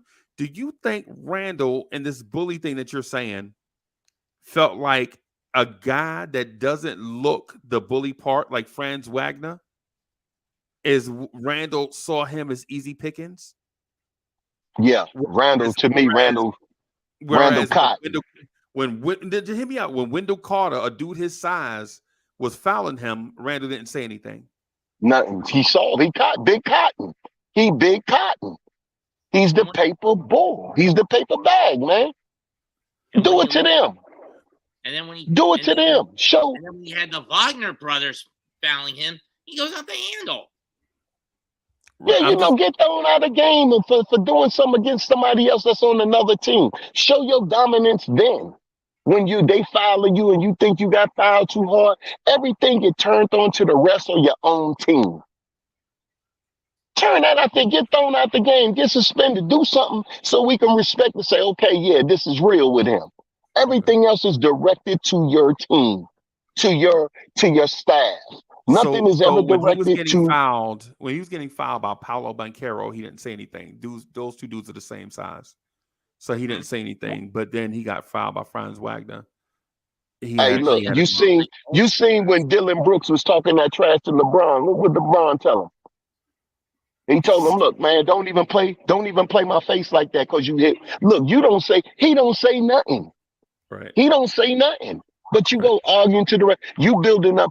Is it that you was 1 for 8 and you just had a 50-point game and you think you was gonna have a good week? It didn't work out for you. You lost that game and now you coming back. You're missing dunks. You doing everything else. Are you tired? Do you need a breather? What's the point? What's the problem? Let us know. Don't turn that on to your team because we watching you and we're not judging you on that. We're judging you. You being judged on how you treat your teammates, how you teach the starting five. These people are at war with you. I don't care nothing about how Randle talked to those refs. My thing is what you did to Quickly. What you did to Quickly. Nobody could grab you. Nobody can. But we just got to let you just throw the game because it's you. And then you come in the locker room. Oh, my bad, man. You know, F you. Get on with that. Right. Get on with that. Right. I mean, I also agree with that. I mean, if you're going to take it out on someone, take it out on your own. Take it out on the opposition, not your own players. Quickly has been your right-hand man, more or less, the advocate, the confidant. And yet you kick him to the curb like that? And friend, that's supposed to be his boy. You don't never supposed to. Nah, man, you don't do your boys like that, man. Yeah, nothing is off limits. And then you got and then look, what are you teaching your son? He's seeing this for 4 years. Your son's seeing this for 4 years. This is the way that you need to play ball. This is the way you need to get out the rest. If you the family or you running around in your own house and everybody's scared of you, well, what's the deal? Right. You know what I'm saying, man? Keep it a buck, man. Randle is not keeping it a buck. I mean, if Randle tries to view himself, and if I can use a Star Wars reference, I hate doing this, views himself as a Vapad master, he's basically gone from Windu to bulk in the sense that his application has completely failed, and at times he catapults himself into a violent animalistic frenzy, wholly embracing the dark side, and Vapad mastered him instead of the converse. Susan, what you think about the play that he blew up on at the end? Was that even worthy of going to the refs? When I saw the play, I didn't even the play didn't, and I'm not dodging the question, but when I saw the play, I was like, yeah, man, because think about leading up to the play, we was just all over the place, right? It was just all we was a bad just half. Yeah, it was a bad half for the team. yeah. We was so discombobulated. Now when Randle got bumped, I didn't know what was going on at the time, and then when I saw it, I was like, oh, wait a minute. And then when he was talking to Quickly, I was like, oh, wait a minute, man, what's going on? I didn't know. I ain't gonna lie to you, I ain't know. Right? I didn't know if like what was going on when I was seeing it live. I was like, hey, are they talking about them? Are they talking to each other? Is this somebody No, like I'm talking about the play, the foul that sent. I'm talking about the foul that sent them to the ref. No, I know. That's what I'm talking about. Yeah. Not even the Quickly thing wasn't even supposed to happen. You were supposed to go in the locker room after that foul. That's even nothing to talk about.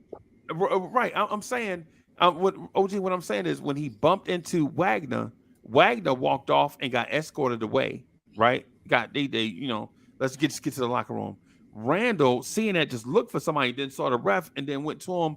And then the Knicks, seeing that, started the action plan. Okay, Randle's going off. Somebody go get him. You know what I'm saying? Because if you remember, Randle also got teched up in the game prior for something similar, right? Mm-hmm. He got action plays and all that He stuff. threw the ball against the cushion. Yeah, right. So when I saw, I was like, he mad. I think I was thinking at the time his frustration. Ultimately, what I'm saying is I thought his frustration was with the way that they played and not just with the foul. And then they kept showing it over and over. Oh my God, look what's going on. The media is showing different angles and showing the play over and over and over. Yeah, but he said he didn't think he got fouled. He was a knucklehead. He tried to touch pass it instead of securing the rebound and then pushing it up floor. He tried to, in one motion, take the rebound and hit it forward. He admitted it. Right. Yeah. What I'm saying is all that stuff. what I'm saying is, I thought he was just mad at the way the team played in the half and how the half finished. Is what I'm getting at. Until they showed it, but that's addressed in the locker room. right? But so if you're asking, I didn't have a visceral reaction to it. I Yeah, just didn't. because I'm like, man, look, you're throwing a 40-foot, you're trying to make a 55-foot shot, and you get touched, and you go into the refs on that at the end of the half. Giannis, let's say Joel Embiid is probably one of the players I enjoy watching basketball the most. I'm an old school dude. I'm a Patrick Ewing fan. So to watch Joel Embiid be like Patrick Ewing times 10, right? I watched Joel Embiid play, 20 times the past 3 years? 30 times tops? I watched Randle play. 190-something games the last 3 years. Yeah. This attitude thing is not an off. It's not a one-off. It's not a one-off. It's a borderline never-ending saga. Okay. While y'all chop it up, man, I'm gonna put a poll in the chat. Let me read Paris Duggar's super chat first. Paris Duggar, thank you for the generous contribution. Paris Duggar says, if Jeff Van Gundy was coach, Randle would be an MVP. No. Hey, and OG, Rob the knowledgeable Nick, Keith Turner says, man, the OG is getting on my nerves now with all that crying. OG, you getting on Keith Turner nerves, bro, with all that crying. OG had to run real quick because he on this. Let me just say this. To be in Randall's defense, I was PO'd with how the second quarter panned out, basically letting a 22-5 run blow up like that in Orlando's favor. Or I was basically screaming at the team, stop playing hero ball. Enough with the three-point shooting. It's not working. Get it to the rack.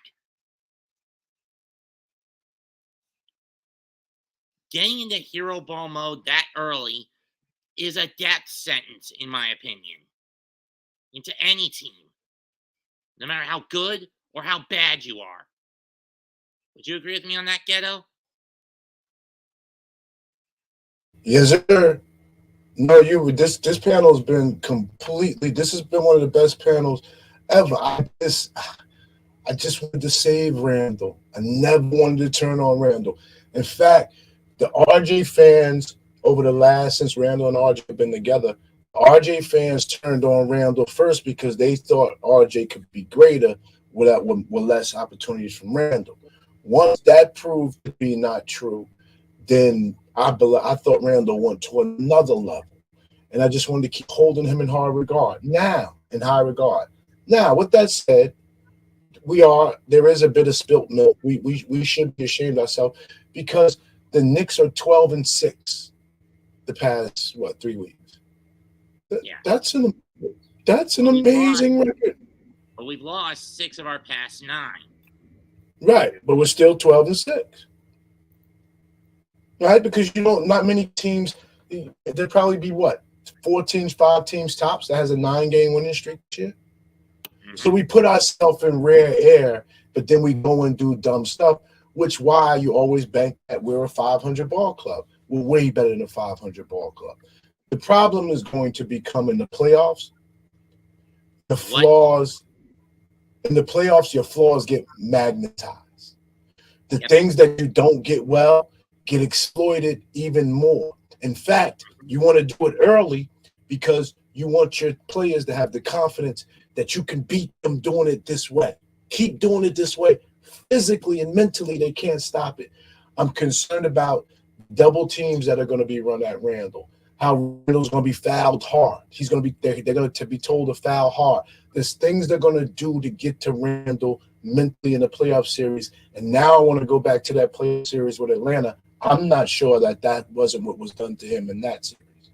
Now I got to go back to it. You want to hope and pray that Brunson is enough to protect him, but unfortunately, Brunson is a 6'1" guard, 6'1" guards don't protect 6'9". Isaiah Thomas, the guys protected Isaiah. Isaiah didn't protect people. 6'1" superstars don't protect Isaiah. Allen Iverson didn't protect other people. He got protected by Eric Snow. He got protected by better defenders and better basic players around him. But right, they put players around him that let AI be AI. So I don't know that putting players around Randle to try to calm him down is going to help. It's sad that we really had a high this season and now we're talking really low because now we're going into the playoffs. I'm concerned when you put a 6'4", 6'5" fast player on Jalen Brunson, whose feet is fast enough that when he gets in the lane, you don't start losing your position. You just stop in front of him and do this, because the right defenders will have Jalen Brunson stop in the lane, and then he'll be looking to pass out. Jalen Brunson wants to get in that lane, and his threat is the first to shoot. Now, if you can't stop him from shooting something that he's going to shoot 60 to 65%, now he don't mind kicking. But the long defenders could keep Brunson in front of him, and they don't have to leave their feet. So now Brunson is trying to shoot over 6'7" wingspan. He can't do that. Now he's in the lane, and guess what the other guys are doing, RJ? No, look, they're standing around. Yeah. All right, y'all. So this is – oh, I'm shut up. No, go ahead, bro.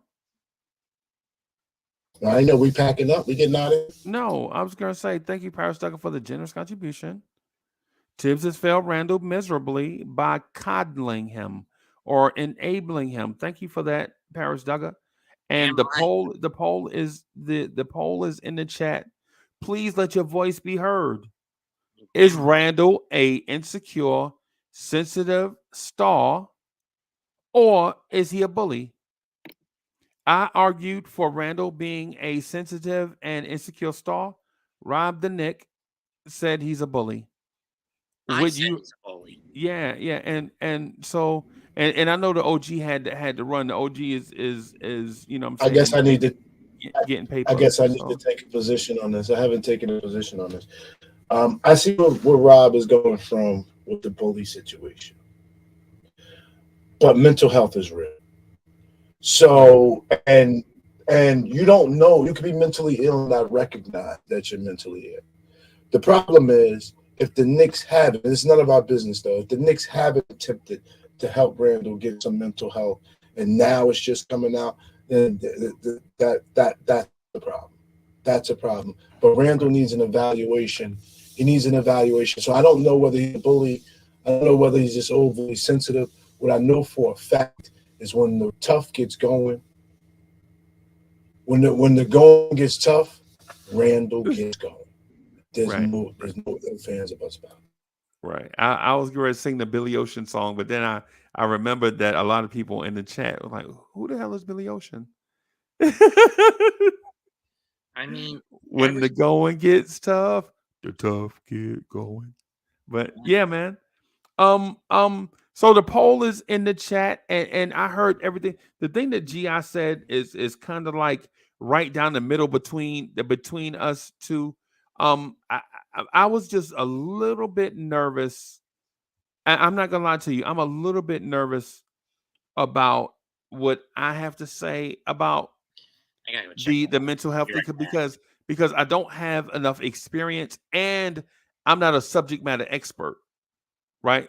So I don't have so I allow others to I want others to say what it is. I can only tell you about these scrambled eggs. I can't tell you about everybody's scrambled eggs, only these. Right. And we appreciate that. Because when it comes to us personally, it's not always easy to share. You know what I mean? Like, it's not always easy to share experiences. That's why when you were saying that, I just sat back and was quiet and just allowed it. Yeah, I didn't. Okay, so Miss Geraldine said she didn't see the poll. Okay, let me go back and see the poll is up. It should be pinned. Miss Geraldine might not like the poll because the poll's not. Randle like the poll. Randle would have been like, well, I don't have any options here. I'm still ended up on. Yeah, because 33 people voted already. It should be right under where you see top chat. It should be that blue line there. And then when you click on it, it should open up for you to see the voting. And as we speak, with 34 votes, is Julius Randle a bully or an overly sensitive star? 57% now say Randle is an overly sensitive and insecure star, and 42% say bully. So it's a lot closer than what those numbers say. You didn't Right? give him neither. You should have gave him option 3. Every time, but when I put neither, people just, yeah. I understand where you're going with it. But in that call to action, man, you know, just want somebody. But the problem is there's no Knicks fan anywhere. There's no analyst anywhere that can come and say, in fact, come on, now we watch MSG. Wally Zerbiak has come on and said, Randall's got to keep his cool. Randall, and I tried, and Wally's the only one of those guys I listen because Wally played at what I felt to be a decent level ball, and he would tell Randall.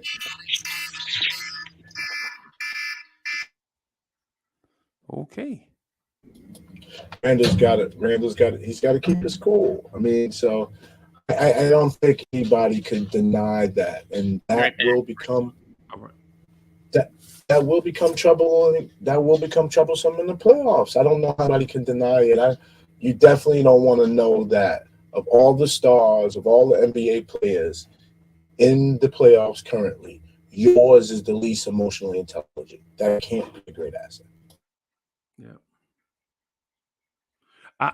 I would, yeah. Right. That steak needs no sauce. That steak don't need no baked potato. What you just said, bro, is man, we should put that on t-shirts. I mean, it would be a big t-shirt because it's a lot of words, but yeah. yeah. OG, I see you back. Are you good? Are you listening? Yeah, I'm listening. So I just wanted to run by right quick what we need to do. We need to, if Orlando get in that top 10, we probably need to send Oakley in 2 first rounds for they pick and get that boy from Alabama.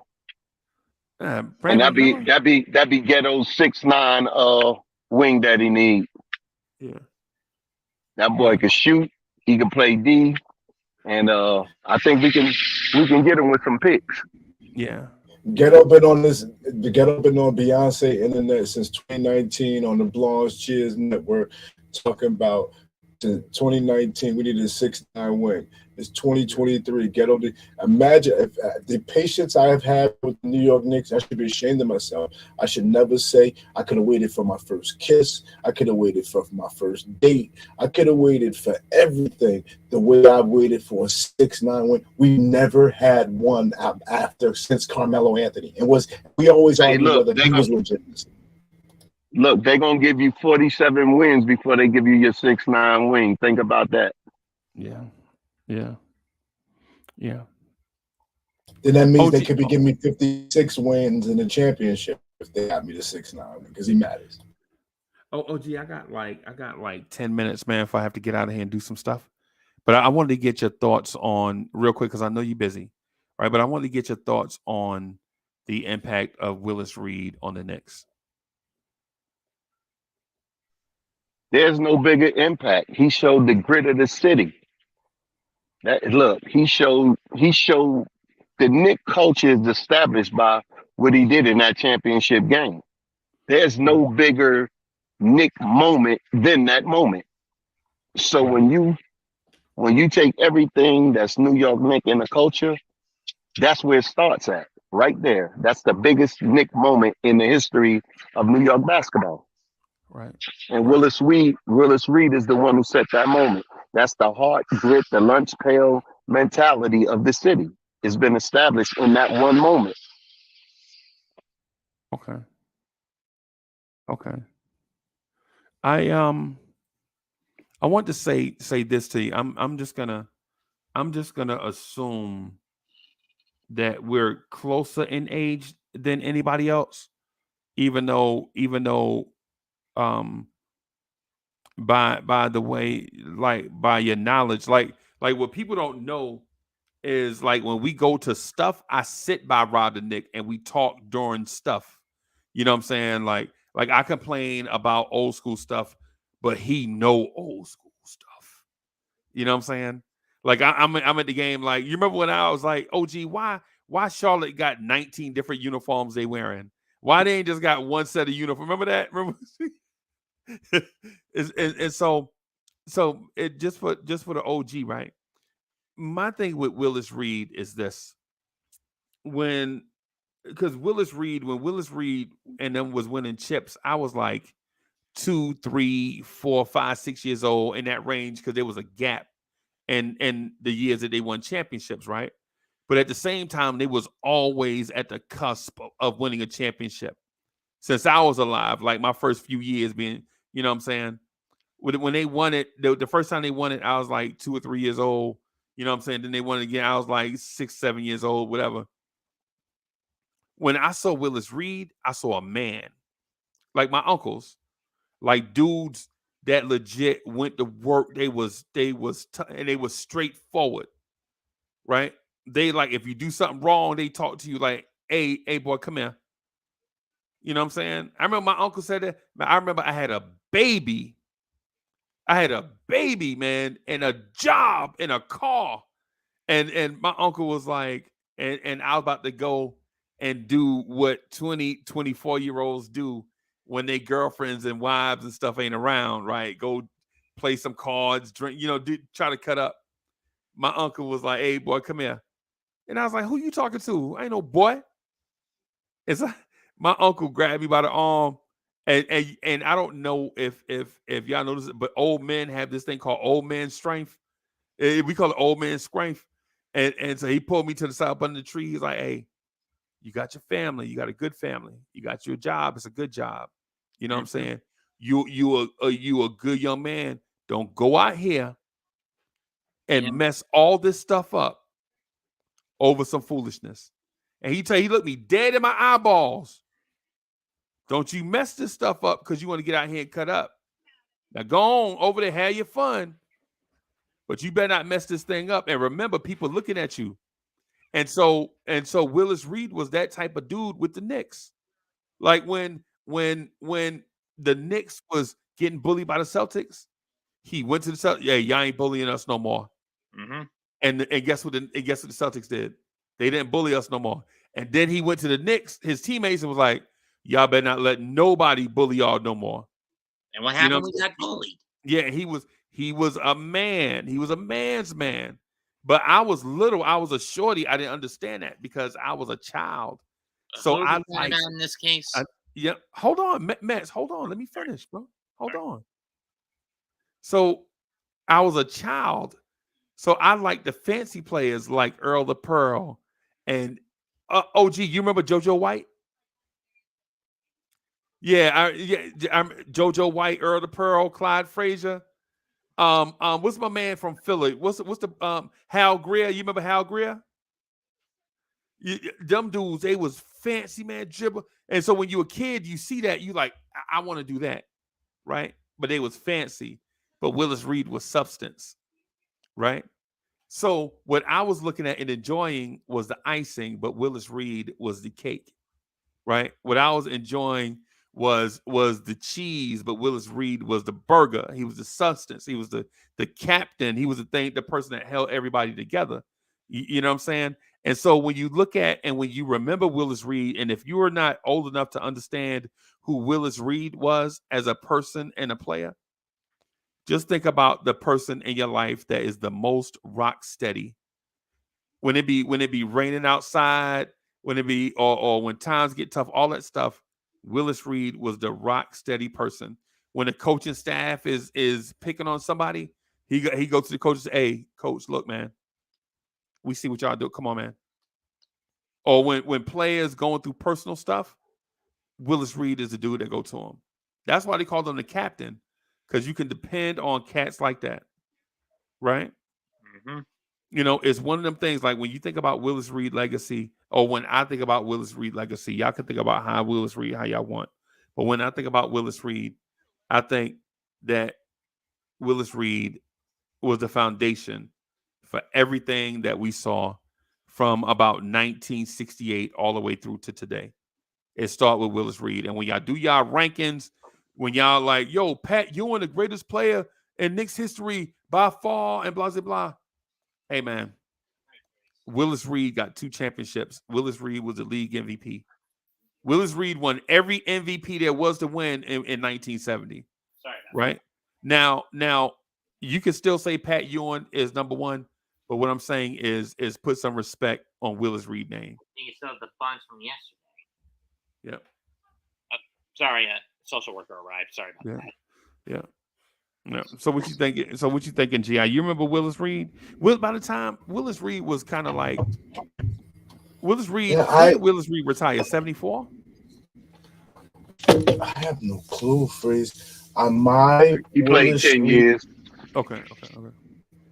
My Willis Reed interactions, because I was never a student of the game. It just wasn't. I'm just so impressed with you guys when I sit and listen to y'all. I was never a student of the NBA. I was too busy. We were too busy my day going outside growing up. So I didn't study the NBA. I did stay in my school books. So when I really started understanding the Knicks was Bernard King, is when I really, really got into him. And it wasn't before long guys started clowning me, saying your team hasn't won a championship in forever. And then that's when I started. He said, you haven't won a championship since Willis Reed. And I said, what are you talking about Willis Reed? Willis Reed is my frat brother. He's an executive for the New York Nets. You're thinking of the wrong team. I'm a Knicks fan. I'm not a Nets fan. It's like, you idiot. Willis Reed. I'm probably like 15, 16. They like you. Well, no, probably in my fraternity, 18. They said, you idiot. Willis. No, that couldn't be true. Maybe it was high school something because I knew about it. But either way, when I get to college, I find out Willis Reed is my fraternity brother. And I'm thinking his greatest achievement is with the Nets because he was what you call it. So when I get to meet him, as general manager. Yeah. Yeah. So I really missed my opportunity to tell him when I met him how much he meant to me as a big-time Knicks fan. That's how crazy it is. In 94, my Knicks fandom went bananas. And I met Willis Reed like 89.